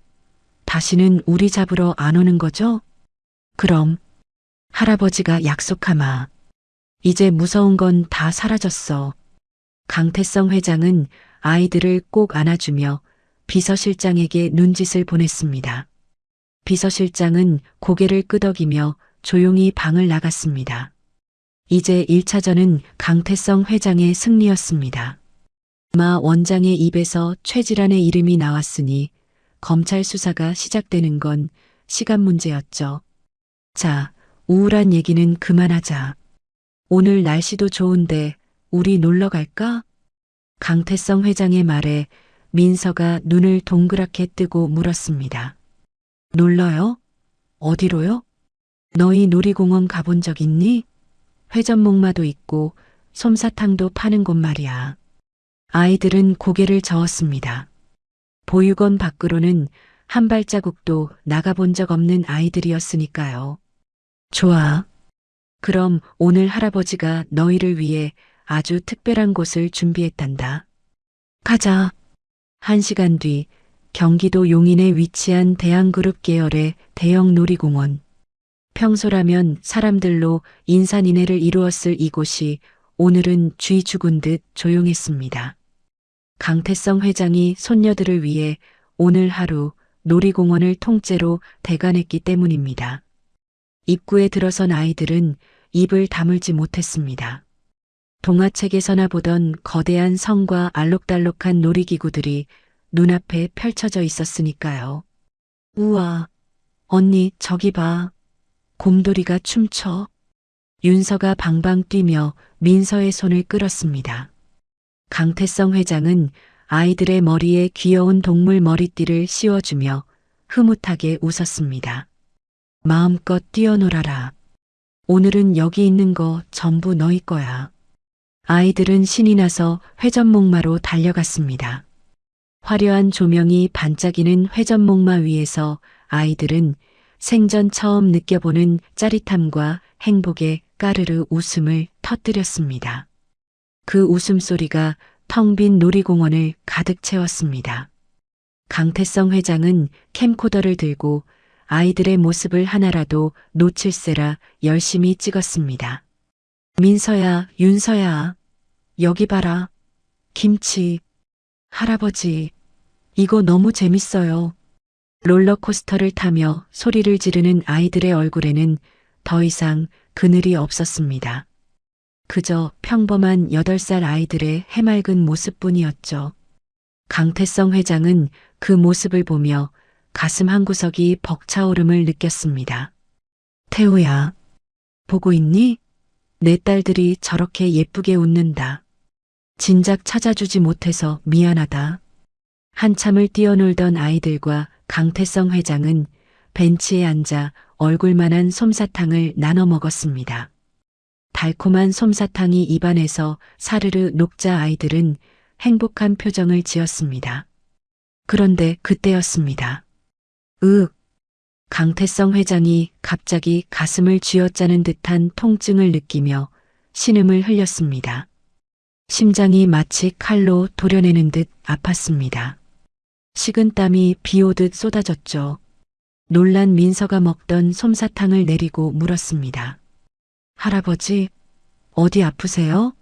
얼굴에 땀이. 강태성 회장은 아이들이 걱정할까봐 억지로 입꼬리를 올리며 손을 저었습니다. 아니야. 할아버지가 너무 신나게 놀아서 잠깐 숨이 찬 모양이다. 괜찮다. 강태성 회장은 몰래 주머니에서 진통제통을 꺼내려 했습니다. 하지만 손이 너무 심하게 떨려 약통을 그만 바닥에 떨어뜨릴 뻔했죠. 겨우 약을 입에 털어넣고 삼키는 그의 손은 앙상하게 말라 있었습니다. 즐거운 시간이 끝나고 집으로 돌아오는 리무진 안. 지친 아이들은 뒷좌석에서 서로에게 기대어 곤히 잠이 들었습니다. 강태성 회장은 잠든 아이들의 얼굴을 하염없이 바라보았습니다. 그때 참았던 기침이 터져 나왔습니다. 쿨럭. 강태성 회장이 급히 손수건으로 입을 막았지만 기침은 멈추지 않았습니다. 폐부 깊은 곳에서 비릿한 무언가가 울컥 넘어왔습니다. 기침이 잦아들고 손수건을 떼어낸 강태성 회장의 동공이 흔들렸습니다. 하얀 손수건은 검붉은 피로 흥건하게 젖어 있었습니다. 객혈이었습니다. 백미러로 그 모습을 본 주치의 김 박사가 사색이 되어 소리쳤습니다. 회장님, 피를 토하셨습니다. 당장 병원으로 가야 합니다. 차 돌리겠습니다. 하지만 강태성 회장은 피 묻은 손수건을 주먹으로 꽉 쥐며 고개를 저었습니다. 안 돼. 집으로 가. 회장님, 지금 상태가 심각합니다. 신부전이 악화되었습니다. 이대로면 쇼크가 올 수도 있습니다. 아직은 안 돼. 최질환 근연 목줄을 아직 못 채웠어. 내가 지금 병원에 누우면 근연이 아이들을 다시 뺏어갈 거야. 놈들이 냄새 맡고 달려들 거라고. 강태성 회장의 목소리는 쇠 긁는 소리처럼 거칠었지만 의지만은 확고했습니다. 오늘 밤 변호사 불러. 유언장 다시 써야겠다. 내 목숨이 붙어 있는 동안 아이들에게 해줄 수 있는 건 다 해놔야 해. 그날 밤 10시 강한재 서재. 강태성 회장의 고문 변호사가 긴장된 표정으로 서류를 작성하고 있었습니다. 강태성 회장은 링거를 맞으며 소파에 앉아 힘겹게 한마디 한마디를 내뱉었습니다. 대한그룹 내 보유 지분 전량, 그리고 성북동 자택을 포함한 모든 부동산과 현금 자산을 내 손녀 강민서, 강윤서에게 상속한다. 변호사가 떨리는 손으로 타이핑을 하며 물었습니다. 회장님, 최질환 이사 몫으로 되어 있던 유류분은 한 푼도 줄 수 없어. 그녀는 내 아들을 죽인 살인자야. 상속 결격 사유에 해당해. 그 내용도 분명히 명시해. 그리고 내가 죽거나 의식불명이 될 경우 아이들의 후견인은 김준호 박사로 지정한다. 강태성 회장은 모든 절차를 마치고 공증용 카메라 앞에서 유언을 녹화했습니다. 이것이 내 마지막 뜻이다. 누구도 거스를 수 없다. 녹화가 끝나자 강태성 회장은 기력이 다한 듯 소파 등받이에 몸을 기댔습니다. 그의 얼굴은 백지장처럼 하얗게 질려 있었지만 눈빛만은 형형하게 빛나고 있었습니다. 같은 시각 서울 강남의 한 고급 회원제 클럽 밀실. 자욱한 담배 연기 속에서 최질환은 붉은 와인잔을 흔들며 이사들을 둘러보았습니다. 그녀의 앞에는 그룹의 주요 이사들과 법조계 인사들이 앉아 있었죠. 최질환이 테이블 위에 서류 봉투 하나를 던지듯 내려놓았습니다. 보세요. 아버님, 최근 진료 기록입니다. 이사들이 서류를 꺼내보더니 웅성거리기 시작했습니다. 물론 그 서류는 최질환이 매수한 병원 관계자를 통해 조작된 가짜 기록이었습니다.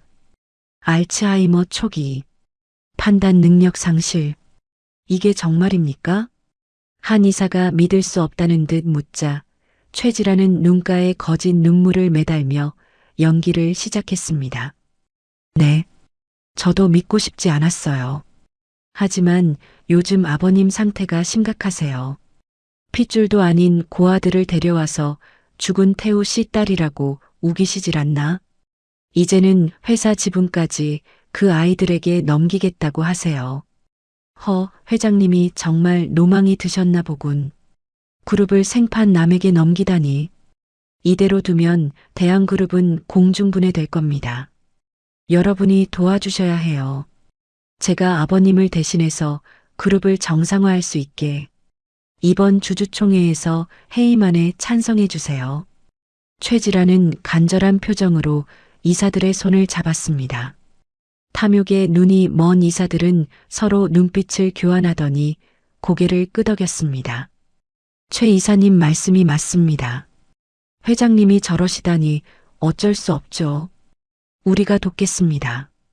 최질환은 고개를 숙여 감사 인사를 했지만 테이블 아래로 가려진 그녀의 입가에는 비릿한 승리의 미소가 번지고 있었습니다. 다음 날 오후 강한재 거실. 따스한 햇살이 창을 통해 들어오고 있었습니다. 강태성 회장은 소파에 앉아 민서와 윤서에게 동화책을 읽어주고 있었습니다. 옛날에 마음씨 착한 공주님들이 살았답니다. 공주님들은 숲속의 요정들과 함께, 아이들은 강태성 회장의 양옆에 딱 붙어서 초롱초롱한 눈으로 책을 바라보고 있었습니다. 평화롭고 행복한 시간이었습니다. 그런데 책을 읽어 내려가던 강태성 회장의 목소리가 조금씩 느려지기 시작했습니다. 함께, 행복하게. 강태성 회장은 고개를 세차게 흔들었습니다. 갑자기 시야가 뿌옇게 흐려지더니 글자가 2개, 3개로 겹쳐 보였기 때문입니다. 머릿속에서 윙하는 이명 소리가 들려왔습니다. 안 돼. 지금은 안 돼. 아직 아이들에게 읽어줄 게 남았는데. 강태성 회장은 정신을 차리려 애썼지만 몸이 말을 듣지 않았습니다. 손에 힘이 빠지면서 들고 있던 동화책이 바닥으로 툭 떨어졌습니다. 할아버지, 이상함을 느낀 윤서가 강태성 회장의 팔을 흔들었습니다. 할아버지, 왜 책 안 읽어주세요? 졸리세요? 강태성 회장은 아이들을 향해 손을 뻗었습니다. 민서야, 윤서야, 할아버지는. 하지만 그 말은 끝까지 이어지지 못했습니다. 강태성 회장의 눈이 뒤집히며 몸이 옆으로 스르르 기울어졌습니다. 쿵! 강태성 회장이 소파 아래 바닥으로 무겁게 쓰러졌습니다. 야! 할아버지! 할아버지! 일어나세요. 눈 좀 떠보세요. 아이들의 비명소리가 거실을 찢어놓았습니다. 부엌에 있던 장 집사가 비명을 듣고 달려나와 그 광경을 보고는 사색이 되었습니다. 회장님, 세상에, 김 박사님, 빨리요. 대기하고 있던 김준호 박사가 뛰쳐나와 강태성 회장의 가슴을 압박하며 심폐소생술을 시작했습니다. 하나, 둘, 셋. 회장님, 정신 차리십시오. 숨 쉬세요. 하지만 강태성 회장의 의식은 돌아오지 않았습니다. 아이들은 바닥에 쓰러진 할아버지를 붙잡고 펑펑 울었습니다. 할아버지 죽으면 안 돼. 으앙. 잠시 후 요란한 사이렌 소리와 함께 구급차가 저택 마당으로 들어왔습니다. 의료진들이 강태성 회장을 들것에 싣고 급하게 구급차에 올랐습니다. 대문방, 나무 뒤에 숨어 이 모든 상황을 지켜보던 한 남자가 있었습니다. 최질환이 심어둔 정보원이었습니다. 그는 휴대폰을 꺼내 누군가에게 전화를 걸었습니다. 이사님, 지금 실려 나갔습니다. 의식은 없는 것 같습니다. 전화기 너머 최질환은 와인잔을 빙글 돌리며 여유로운 목소리로 대답했습니다. 그래, 타이밍 한번 기가 막히네. 수고했어. 최질환은 전화를 끊고 옷장 문을 열었습니다. 그곳에는 미리 준비해둔 검은색 상복 정장이 걸려 있었습니다. 그녀는 거울을 보며 립스틱을 지우고 창백해 보이게 파우더를 덧발랐습니다. 자, 이제 슬픈 며느리 연기를 하러 가볼까? 최질환의 눈은 웃고 있었지만 거울 속에 비친 그녀의 모습은 악마 그 자체였습니다. 구급차의 사이렌 소리가 점점 멀어지는 가운데 강한재에는 다시금 어두운 먹구름이 드리우고 있었습니다. 대한병원 VIP 중환자실 앞은 살얼음판 같은 긴장감이 감돌았습니다. 강태성 회장이 쓰러져 실려온 직후 최질환은 기다렸다는 듯이 긴급 이사회를 소집했습니다. 회의 안건은 단 하나, 회장 유고 시 비상경영 체제 확립 및 직무대행 선임이었죠. 이미 최질환에게 매수된 이사들은 만장일치로 그녀의 손을 들어주었습니다. 회장 직무대행이라는 감투를 쓰자마자 최질환이 가장 먼저 한 일은 병원의 물갈이였습니다. 지금부터 강태성 회장님의 주치의를 변경합니다. 제 지인인 김 교수님이 맡으실 겁니다. 그리고 김준호 박사를 비롯한 기존 의료진은 병실 접근을 금지합니다. 면회도 전면 통제하세요. 개미 새끼 한 마리도 들이지 마세요. 최질환의 서슬 퍼런 지시에 병원장은 아무 말도 못하고 고개를 숙였습니다. 김준호 박사가 항의하려 했지만 최질환이 데려온 덩치 큰 경호원들에 의해 병원 밖으로 쫓겨나고 말았습니다. 승기를 잡은 최질환은 멈추지 않았습니다. 그녀는 미리 준비해둔 변호인단을 대동하고 가정법원으로 향했습니다. 강태성 회장의 의식불명 진단서와 조작된 치매 의심 소견서를 제출하며 임시 미성년 후견인 지정을 신청했죠. 법원은 그룹 회장의 위독함과 혈연관계인 며느리의 주장을 받아들여 속전속결로 임시 후견인 지정 명령서를 발급해 주었습니다. 법원을 나서는 최질환의 손에는 하얀 서류 봉투가 들려 있었습니다. 그녀는 입꼬리를 비틀어 올리며 수행비서에게 말했습니다. 차 대기시켜. 그리고 경찰서에 연락해서 지원 요청해. 합법적으로 내 딸들을 데리러 가야지. 1시간 뒤 성북동 강한재. 평화롭던 저택의 정적을 깨고 요란한 사이렌 소리가 울려 퍼졌습니다. 경찰차 2대와 사설 구급차 그리고 검은색 승합차들이 줄지어 저택 정문 앞에 멈춰 섰습니다. 강한재의 경호팀장은 무전기를 들고 대원들에게 비상태세를 명령했습니다. 전 대원 위치로 외부인 출입 절대 불가다. 하지만 차에서 내린 사람은 최질환이었습니다.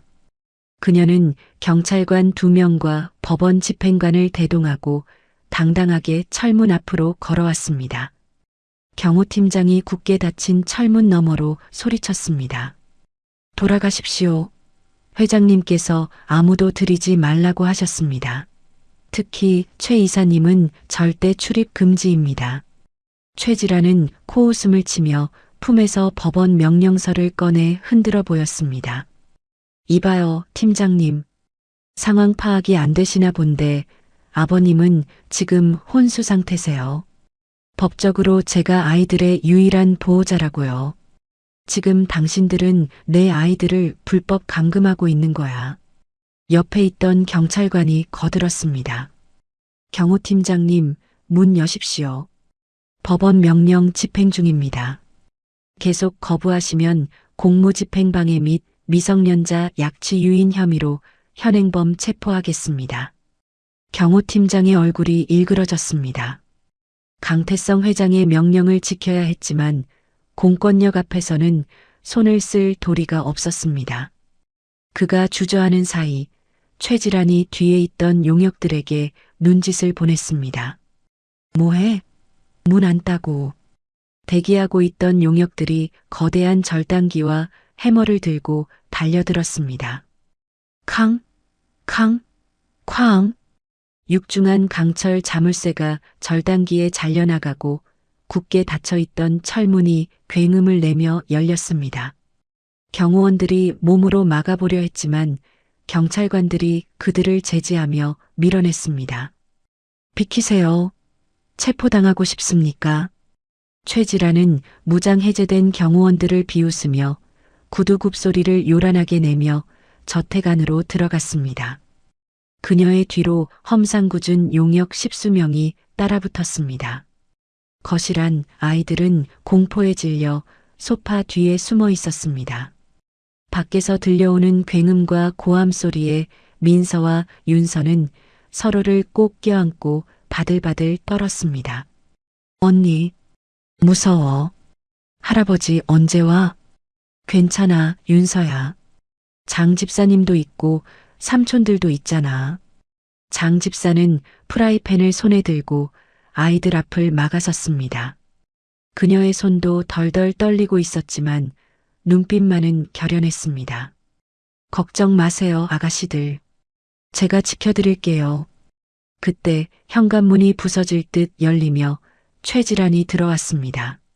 검은색 상복 차림의 그녀는 거실을 둘러보더니 소파 뒤에 숨은 아이들을 발견하고는 가증스러운 미소를 지었습니다. 어머, 우리 딸들 여기 있었니? 엄마가 얼마나 찾았는데. 최질환이 두 팔을 벌리며 다가오자 민서가 소리를 지르며 장 집사의 치마폭을 더 꽉 움켜쥐었습니다. 오지 마요. 거짓말쟁이. 우리 엄마 아니잖아요. 우리 죽이려고 했잖아요. 최질환의 표정이 순식간에 싸늘하게 굳었습니다. 그녀는 장 집사를 벌레 보듯 쳐다보며 말했습니다. 비켜. 남의 집 가정부 주제에 어디서 주인 행세야? 장 집사가 프라이팬을 휘두르며 외쳤습니다. 못 데려갑니다. 회장님 오실 때까지는 절대 못 내줍니다. 나가세요. 하, 이 늙은 여자가 진짜. 최질환이 손가락을 까딱하자 뒤에 있던 용역 2명이 달려들어 장 집사를 거칠게 밀쳐버렸습니다. 아! 장 집사가 바닥에 나뒹굴고 아이들의 방어막이 사라졌습니다. 최질환은 쓰러진 장 집사를 넘어 아이들에게 다가갔습니다. 자, 이제 가자.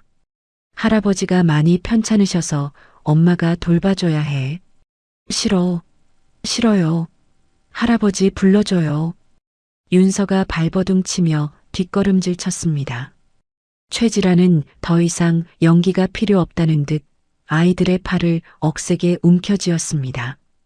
좋은 말로 할 때 따라와. 너희 때문에 할아버지가 쓰러지신 거야. 조용히 안 하면 할아버지가 병원에서 영영 못 깨어나실 수도 있어. 알겠어? 그 말에 아이들의 눈동자가 흔들렸습니다.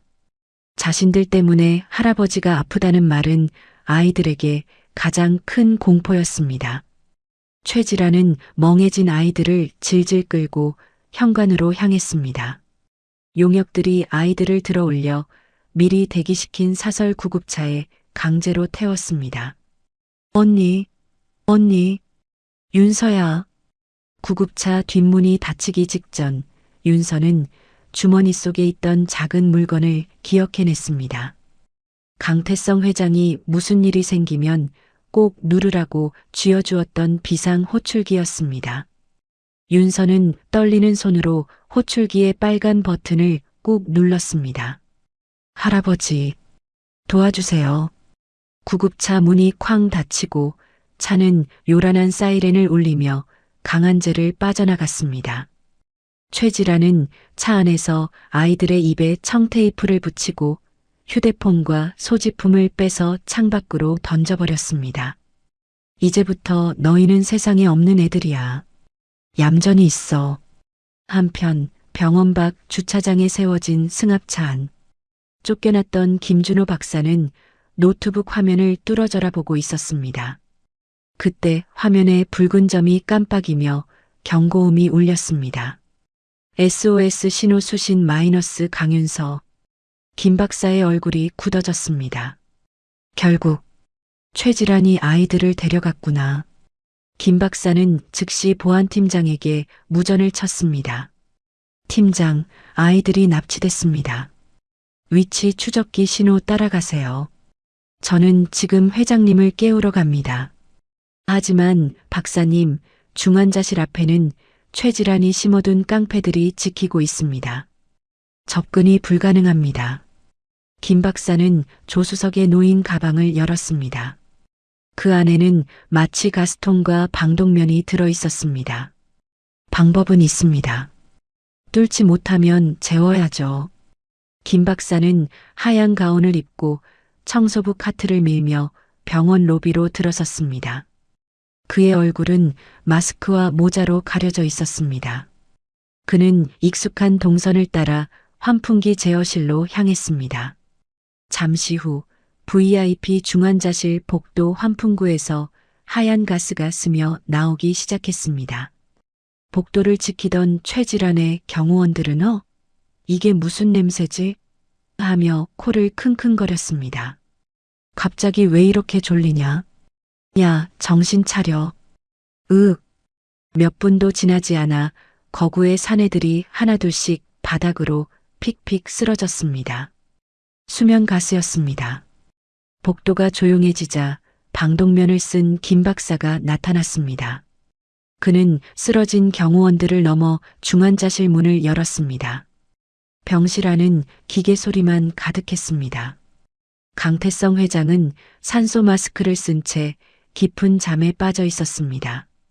김 박사는 급히 강태성 회장에게 다가가 마스크를 벗기고 주머니에서 강력한 각성제 주사를 꺼냈습니다. 심장에 무리가 갈 수 있는 위험한 약물이었지만 지금은 선택의 여지가 없었습니다. 김 박사가 강태성 회장의 링거줄에 약물을 주입하며 귀에 대고 속삭였습니다. 회장님, 일어나십시오. 아이들이 납치됐습니다. 최질환이 아이들을 끌고 갔습니다. 납치라는 단어가 강태성 회장의 무의식을 강타했습니다. 심전도 모니터의 그래프가 미친 듯이 요동치기 시작했습니다. B-, B-, B-B. 강태성 회장의 손가락이 움찔하더니 굳게 닫혀있던 눈꺼풀이 파르르 떨렸습니다. 그리고 마침내 강태성 회장이 거친 숨을 토해내며 눈을 번쩍 떴습니다. 허! 김 박사가 강태성 회장의 손을 잡으며 외쳤습니다. 정신이 드십니까? 윤서가 호출기를 눌렀습니다. 시간이 없습니다. 강태성 회장은 초점 없는 눈으로 천장을 응시하다가 서서히 상황을 파악했습니다. 그의 눈빛에 다시금 생기가, 아니 분노의 불꽃이 타오르기 시작했습니다. 강태성 회장이 갈라진 목소리로 하지만 또렷하게 명령했습니다. 네. 휠체어 가져와. 회장님, 지금 몸 상태로는 무리입니다. 가져오라고 해. 내 손녀들이 잡혀갔다잖아. 내가 죽더라도 가서 구해야 해. 강태성 회장은 링거 바늘을 뽑으려다 비틀거렸지만 침대 난간을 꽉 잡고 몸을 일으켰습니다. 최질환, 감히 내 잠든 틈을 타? 내 오늘 그년의 숨통을 끊어놓겠다. 김 박사는 더 이상 말리지 않고 휠체어를 대령했습니다. 강태성 회장은 링거팩을 휠체어에 매단 채 올라탔습니다. 가자. 위치 추적해. 어디로 갔는지 당장 찾아내. 김 박사가 휠체어를 밀고 화물용 승강기로 향했습니다. 강태성 회장의 손은 휠체어 팔걸이를 부서질 듯 꽉 쥐고 있었습니다. 그 시각 최질환의 차는 서울을 벗어나 경기도 가평의 깊은 산속으로 들어갔습니다. 인적이 드문 곳에 위치한 최질환 소유의 비밀 별장이었습니다. 차에서 끌려내린 아이들은 입이 테이프로 막힌 채 발버둥 쳤지만 용역들에 의해 별장 지하실로 끌려 들어갔습니다. 읍, 읍. 최질환은 지하실 문을 열고 아이들을 바닥에 내동댕이 쳤습니다. 곰팡이 냄새가 진동하는 어둡고 차가운 방이었습니다. 여기서 얌전히 기다려. 내일이면 모든 게 끝날 거야. 그때까지만 살려둘 테니까. 최질환은 싸늘하게 웃으며 철문을 쾅 닫았습니다. 밖에서 자물쇠가 채워지는 소리가 찰칵하고 들렸습니다. 암흑 속에 남겨진 민서와 윤서는 서로를 부둥켜 안고 떨었습니다. 윤서가 주머니 속의 호출기를 만지작거리며 속으로 기도했습니다. 할아버지, 빨리 와주세요. 무서워요. 아이들의 눈물이 차가운 시멘트 바닥을 적셨습니다. 하지만 아이들은 몰랐습니다. 저 멀리 서울에서 죽음의 문턱을 넘어 돌아온 복수의 화신 할아버지가 폭풍처럼 달려오고 있다는 사실을 말이죠. 경기도 가평의 깊은 산속, 칠흑 같은 어둠 속에 숨겨진 별장 앞으로 검은색 벤 차량들이 소리 없이 미끄러져 들어왔습니다. 차량 문이 열리자마자 무장한 경호원들이 쏟아져 나와 별장을 포위했습니다. 선두에 선 경호팀장이 손신호를 보내자 대원들이 현관문에 소형 폭약을 설치했습니다. 쾅! 짧고 굵은 폭발음과 함께 별장의 현관문이 뜯겨나갔습니다. 경호팀이 안으로 진입하자 지키고 있던 용역들이 당황하며 쇠파이프를 들고 달려 나왔습니다. 하지만 정예 요원들을 당해낼 수는 없었습니다.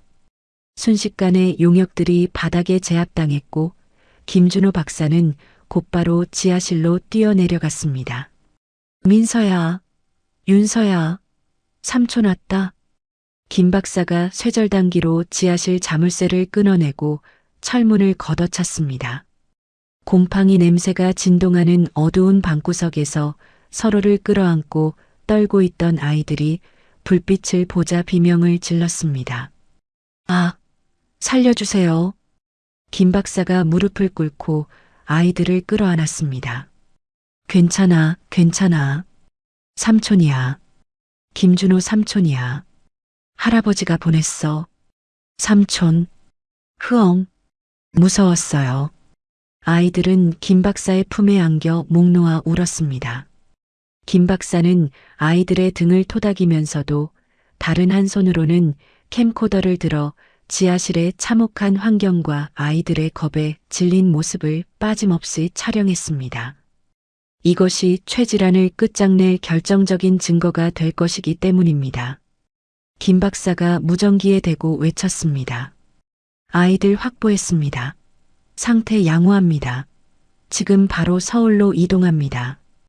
회장님께 보고하세요. 다음 날 오전 10시 서울 시내의 특급 호텔 대연회장. 수백 명의 취재진과 주주들이 모인 가운데 최질환의 회장 취임 기자회견이 화려하게 열리고 있었습니다. 단상에 오른 최질환은 검은색 상복을 입고 슬픈 표정을 지으며 마이크 앞에 섰습니다. 그녀의 눈가는 촉촉하게 젖어 있었습니다. 최질환이 손수건으로 눈물을 찍어내며 떨리는 목소리로 말했습니다. 존경하는 주주 여러분, 그리고 국민 여러분. 시아버님께서 갑작스러운 건강 악화로 쓰러지셨습니다. 며느리로서 가슴이 찢어지는 심정입니다. 기자들이 연신 플래시를 터뜨리자 최질환은 고개를 떨구며 말을 이었습니다. 아버님은 평소 지병과 치매 증상으로 판단력이 흐려지셨습니다. 그래서 제가 부득이하게 그룹의 안정을 위해 이 자리에 섰습니다. 아버님의 유지를 받들어 대한그룹을 제가 책임지고 이끌겠습니다. 좌중에서 박수가 터져 나왔습니다. 이미 최질환에게 포섭된 이사들이 앞장서서 박수를 치며 분위기를 주도했죠. 최질환은 내심 회심의 미소를 지으며 고개를 숙였습니다. 모든 것이 계획대로 되어가고 있었습니다. 그때였습니다. 쿵! 연회장의 거대한 양쪽 문이 굉음을 내며 활짝 열렸습니다. 사람들의 시선이 일제히 뒤쪽으로 쏠렸습니다. 역광을 받으며 휠체어 한 대가 들어왔습니다. 링거팩을 주렁주렁 매달고 산소줄을 코에 꽂은 노인. 바로 강태성 회장이었습니다. 장내는 순식간에 찬물을 끼얹은 듯 조용해졌습니다. 단상 위에 있던 최질환의 눈이 튀어나올 듯 커졌습니다. 그녀는 들고 있던 연설문을 바닥에 떨어뜨리며 뒷걸음질 쳤습니다. 아버님? 강태성 회장은 마이크를 잡을 힘조차 없어 보였지만 눈빛만은 형형하게 빛나고 있었습니다. 비서실장이 강태성 회장의 휠체어를 밀고 단상 아래까지 천천히 걸어왔습니다. 기자들이 홍해 갈라지듯 길을 터주었습니다. 강태성 회장이 떨리는 손을 들어 비서실장에게 신호를 보냈습니다. 비서실장이 양복 주머니에서 리모컨을 꺼내 버튼을 눌렀습니다. 팍! 연회장 정면의 대형 스크린 화면이 바뀌었습니다. 최질환이 준비한 회사 홍보 영상이 꺼지고 치지직거리는 노이즈와 함께 낯선 영상이 재생되었습니다. 영상 속 장소는 어두컴컴한 지하실이었습니다. 바로 몇 시간 전 김준호 박사가 촬영한 가평 별장의 지하실이었죠. 곰팡이가 핀 벽, 차가운 시멘트 바닥, 그리고 그곳에 갇혀 공포에 떨고 있는 민서와 윤서의 모습이 적나라하게 드러났습니다. 장내가 술렁이기 시작했습니다. 저게 뭐야? 감옥 아니야? 저 아이들은 누구지? 곧이어 화면이 바뀌고 녹음 파일이 재생되었습니다. 스피커를 통해 최질환의 날카로운 목소리가 연회장에 울려 퍼졌습니다. 박 실장, 그 쌍둥이들 밥 주지 말고 굶겨 죽이세요. 사고사로 처리하면 포상금 두둑이 챙겨드릴 테니 아버님이 눈치채기 전에 처리해.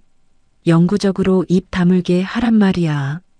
이전에 강태성 회장이 확보했던 박 실장과의 통화 녹취록이었습니다. 충격적인 내용의 기자들은 비명을 지르며 셔터를 눌러댔습니다.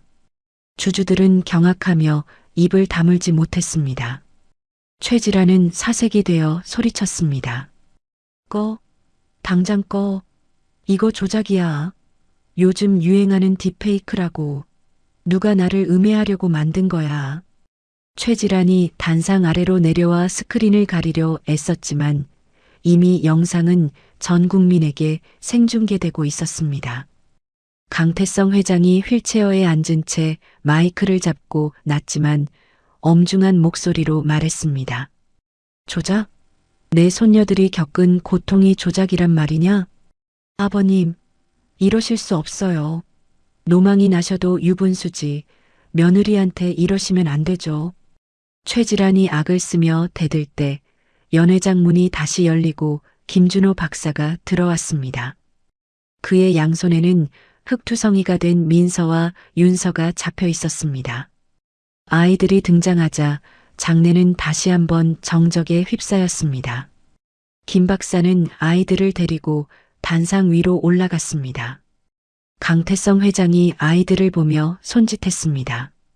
민서야, 윤서야. 이리 온. 아이들은 휠체어에 앉은 강태성 회장을 보자마자 울음을 터뜨리며 달려와 안겼습니다. 할아버지, 으앙. 강태성 회장은 아이들을 안고 등을 토닥여주며 최질환을 노려보았습니다. 이 아이들이 증거다. 네가 죽이려 했던 내 핏줄들이야. 민서가 눈물을 닦고 용기를 내어 마이크 앞에 섰습니다. 그리고 떨리는 손으로 소매를 걷어 올렸습니다. 아이의 앙상한 팔에는 멍 자국과 상처가 가득했습니다. 민서가 울먹이며 말했습니다. 방금 전까지 이 아줌마가 우리를 지하실에 가뒀어요. 밥도 안 주고 할아버지가 돌아가시면 우리도 죽인다고 했어요. 윤서도 옆에서 거들었습니다. 우리 아빠도 이 아줌마가 괴롭혀서 돌아가셨어요. 나쁜 아줌마예요. 아이들의 생생한 증언에 연 회장은 분노로 들끓었습니다. 기자들은 최질환을 향해 질문을 쏟아냈습니다. 최질환 씨, 사실입니까? 아동 학대 혐의 인정하십니까? 궁지에 몰린 최질환은 뒷걸음질 치며 도망칠 구멍을 찾았습니다. 아니야. 난 아니야. 저것들이 거짓말하는 거야. 그때 연 회장 문이 열리고 검은 양복을 입은 검찰 수사관들이 영장을 들고 들이닥쳤습니다. 최질환 씨, 살인교사, 아동학대, 특수강금 및 횡령 혐의로 긴급 체포합니다. 수사관들이 최질환의 양팔을 잡고 수갑을 채웠습니다. 이거 내가 누군지 알아? 난 대한그룹 회장이야. 이거 놓으란 말이야. 최질환은 발악하며 몸부림쳤지만 건장한 수사관들을 당해낼 수는 없었습니다. 그녀는 끌려가면서 강태성 회장을 향해 저주를 퍼부었습니다. 강태성, 당신이 날 이렇게 만들어? 두고 봐. 내가 가만히 있을 줄 알아? 저주할 거야. 강태성 회장은 끌려가는 며느리를 싸늘한 눈빛으로 바라보며 나직이 말했습니다. 그래. 감옥에서 평생 참회하며 살아라. 그게 네가 살 유일한 길이다. 최질환이 끌려나가고 연 회장에는 그녀의 벗겨진 구두 한 짝만이 덩그러니 남았습니다. 소란이 가라앉자 강태성 회장은 다시 마이크를 잡았습니다. 그는 힘겹게 휠체어에서 일어나려 했습니다. 비서실장이 부축하려 했지만 강태성 회장은 손을 저어 거절하고 떨리는 다리로 아이들의 어깨를 짚고 일어섰습니다. 그리고 기자들과 국민들을 향해 깊이 허리를 숙였습니다. 죄송합니다. 제가 집안 단속을 잘못했습니다. 며느리의 죄는 곧 시아버지인 제 죄입니다. 제 아들과 손녀들이 흘린 눈물값을 제가 남은 평생 갚겠습니다. 강태성 회장의 진심 어린 사과에 연 회장에 있던 사람들은 숙연해졌습니다. 여기저기서 훌쩍이는 소리가 들려왔습니다. 회장님, 힘내세요. 아이들을 잘 지켜주세요. 주주들과 기자들이 격려의 박수를 보내기 시작했습니다. 강태성 회장은 아이들을 양옆에 끼고 다시 자리에 앉았습니다. 긴장이 풀린 탓인지 강태성 회장의 얼굴이 다시 창백해지며 현기증이 찾아왔습니다. 휘청거리는 강태성 회장을 민서와 윤서가 고사리 같은 손으로 부축했습니다. 할아버지, 괜찮으세요? 할아버지, 쓰러지지 마세요. 강태성 회장은 아이들의 손을 꼭 잡고 희미하게 미소 지었습니다. 괜찮다. 이제 정말 다 끝났어. 악몽은 끝났단다. 김준호 박사가 다가와 강태성 회장의 상태를 살폈습니다. 회장님, 무리하셨습니다. 당장 병원으로 돌아가셔야 합니다. 강태성 회장은 고개를 끄덕였습니다. 병원으로 돌아가는 차 안 강태성 회장은 산소호흡기를 다시 썼지만 표정만은 그 어느 때보다 평온해 보였습니다. 아이들은 할아버지의 품에 얼굴을 묻고 안도의 눈물을 흘렸습니다. 차창 밖으로 따스한 햇살이 비치고 있었습니다. 길고 길었던 폭설이 그치고 드디어 봄이 오고 있었습니다. 피고인 최질환을 무기징역에 처한다. 판사의 엄중한 선고가 법정을 울렸습니다. 방청석에서는 안도의 한숨과 함께 박수가 터져나왔습니다. 하지만 피고인석에 선 최질환은 믿을 수 없다는 듯 고개를 세차게 흔들었습니다. 말도 안 돼. 무기징역이라니. 내가 누군지 알아? 난 억울해. 변호사, 뭐하고 있어? 항소해. 당장 항소하란 말이야. 교도관들이 최질환의 양팔을 붙잡고 끌어내려 하자 그녀는 바닥에 드러누워 발악했습니다. 이거 난 죄 없어. 다 그 늙은이가 꾸민 짓이야. 강태성, 당신 가만 안 둘 거야. 최질환의 처절한 비명은 법정 문이 닫히며 차단되었습니다. 방청석 맨 앞줄에 앉아있던 강태성 회장은 지팡이를 짚고 천천히 일어섰습니다. 그의 옆에는 김준호 박사가 묵묵히 서 있었죠. 강태성 회장은 닫힌 문을 응시하며 나직이 말했습니다. 질환아, 그곳에서 내 죄를 뼈저리게 느끼길 바란다. 그게 네가 할 수 있는 유일한 속죄다. 법원을 나서는 강태성 회장의 발걸음은 그 어느 때보다 가벼워 보였습니다. 며칠 뒤 뉴스에서는 대한그룹의 새로운 소식이 전해졌습니다. 최질환이 은닉해 두었던 수천억 원대의 차명 재산이 모두 몰수되어 학대 피해 아동들을 위한 민윤아동복지재단의 설립 기금으로 쓰이게 된 것입니다. 재단 이사장직은 김준호 박사가 맡기로 했죠. 강태성 회장도 중대 발표를 했습니다. 저는 오늘부로 대한그룹 회장직을 내려놓고 경영 일선에서 물러납니다.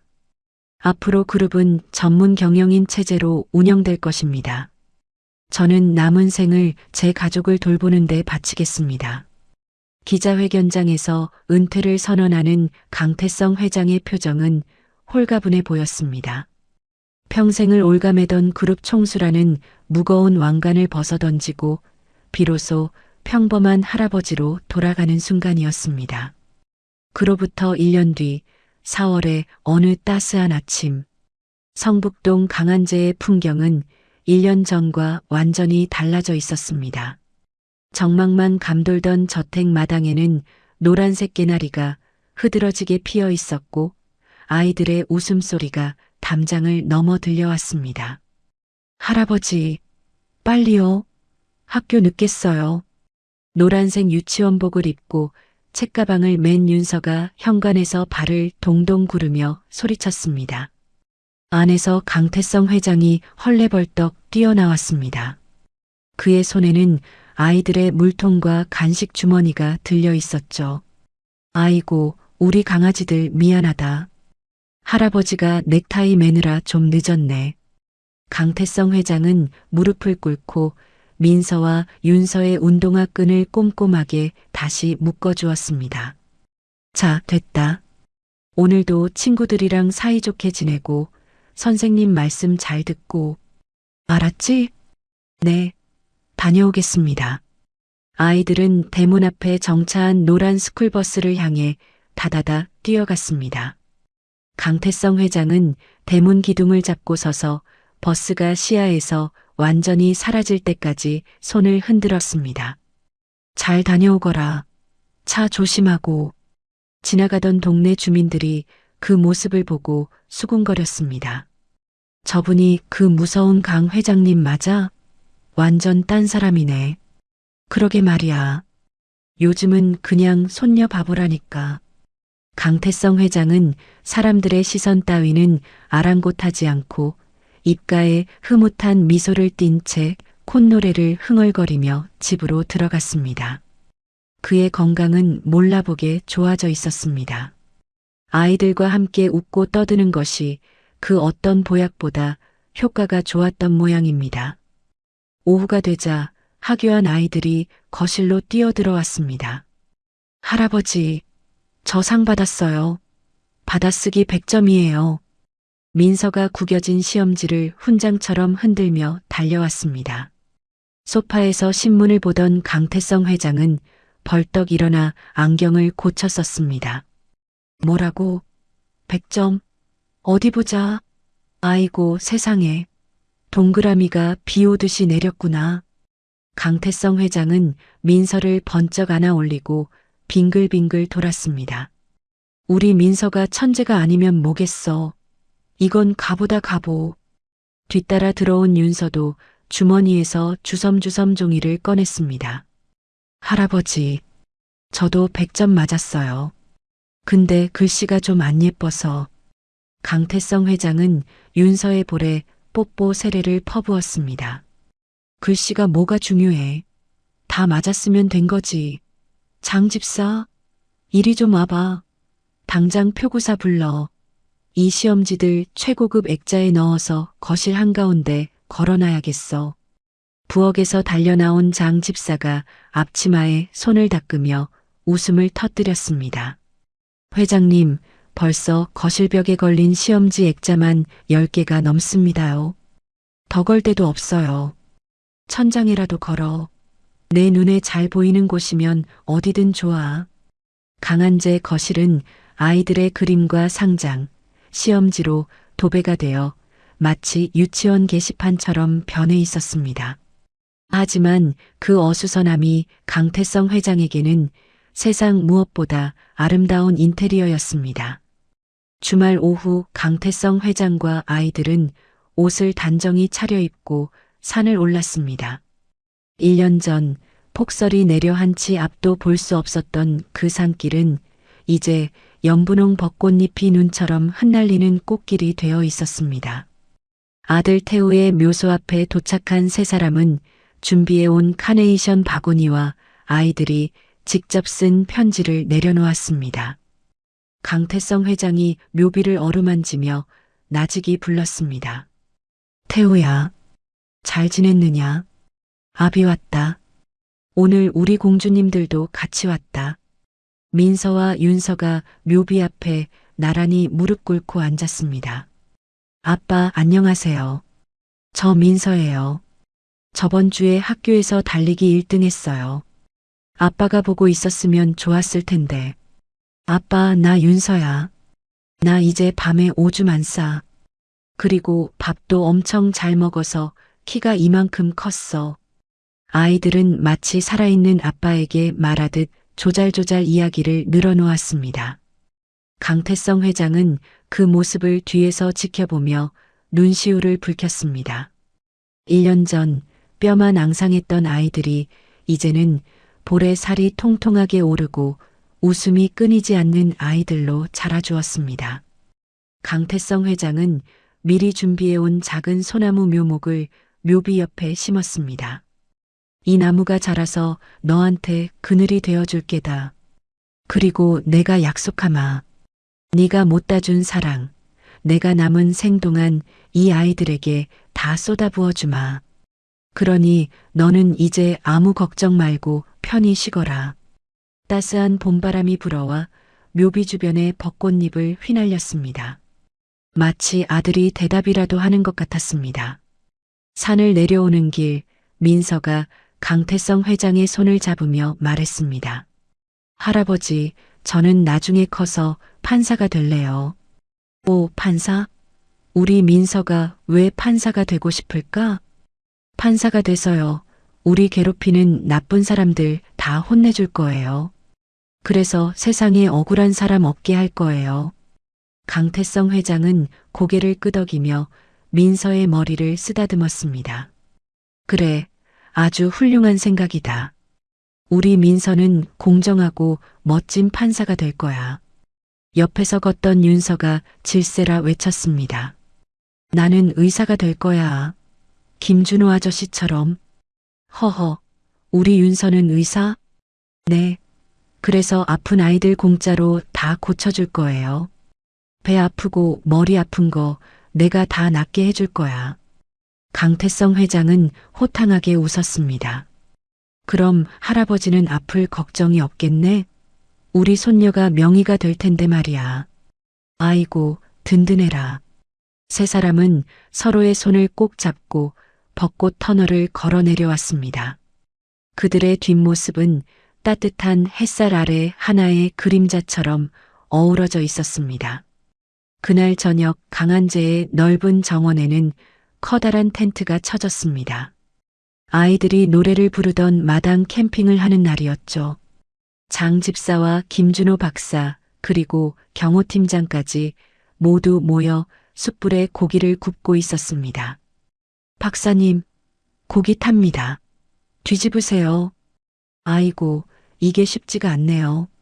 수술 칼 잡는 것보다 집게 잡는 게 더 어려워요.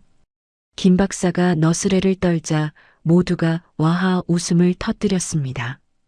아이들은 정원 잔디밭을 뛰어다니며 비눗방울을 불고 있었습니다. 무지갯빛 비눗방울이 저녁 노을을 받아 반짝이며 날아올랐습니다.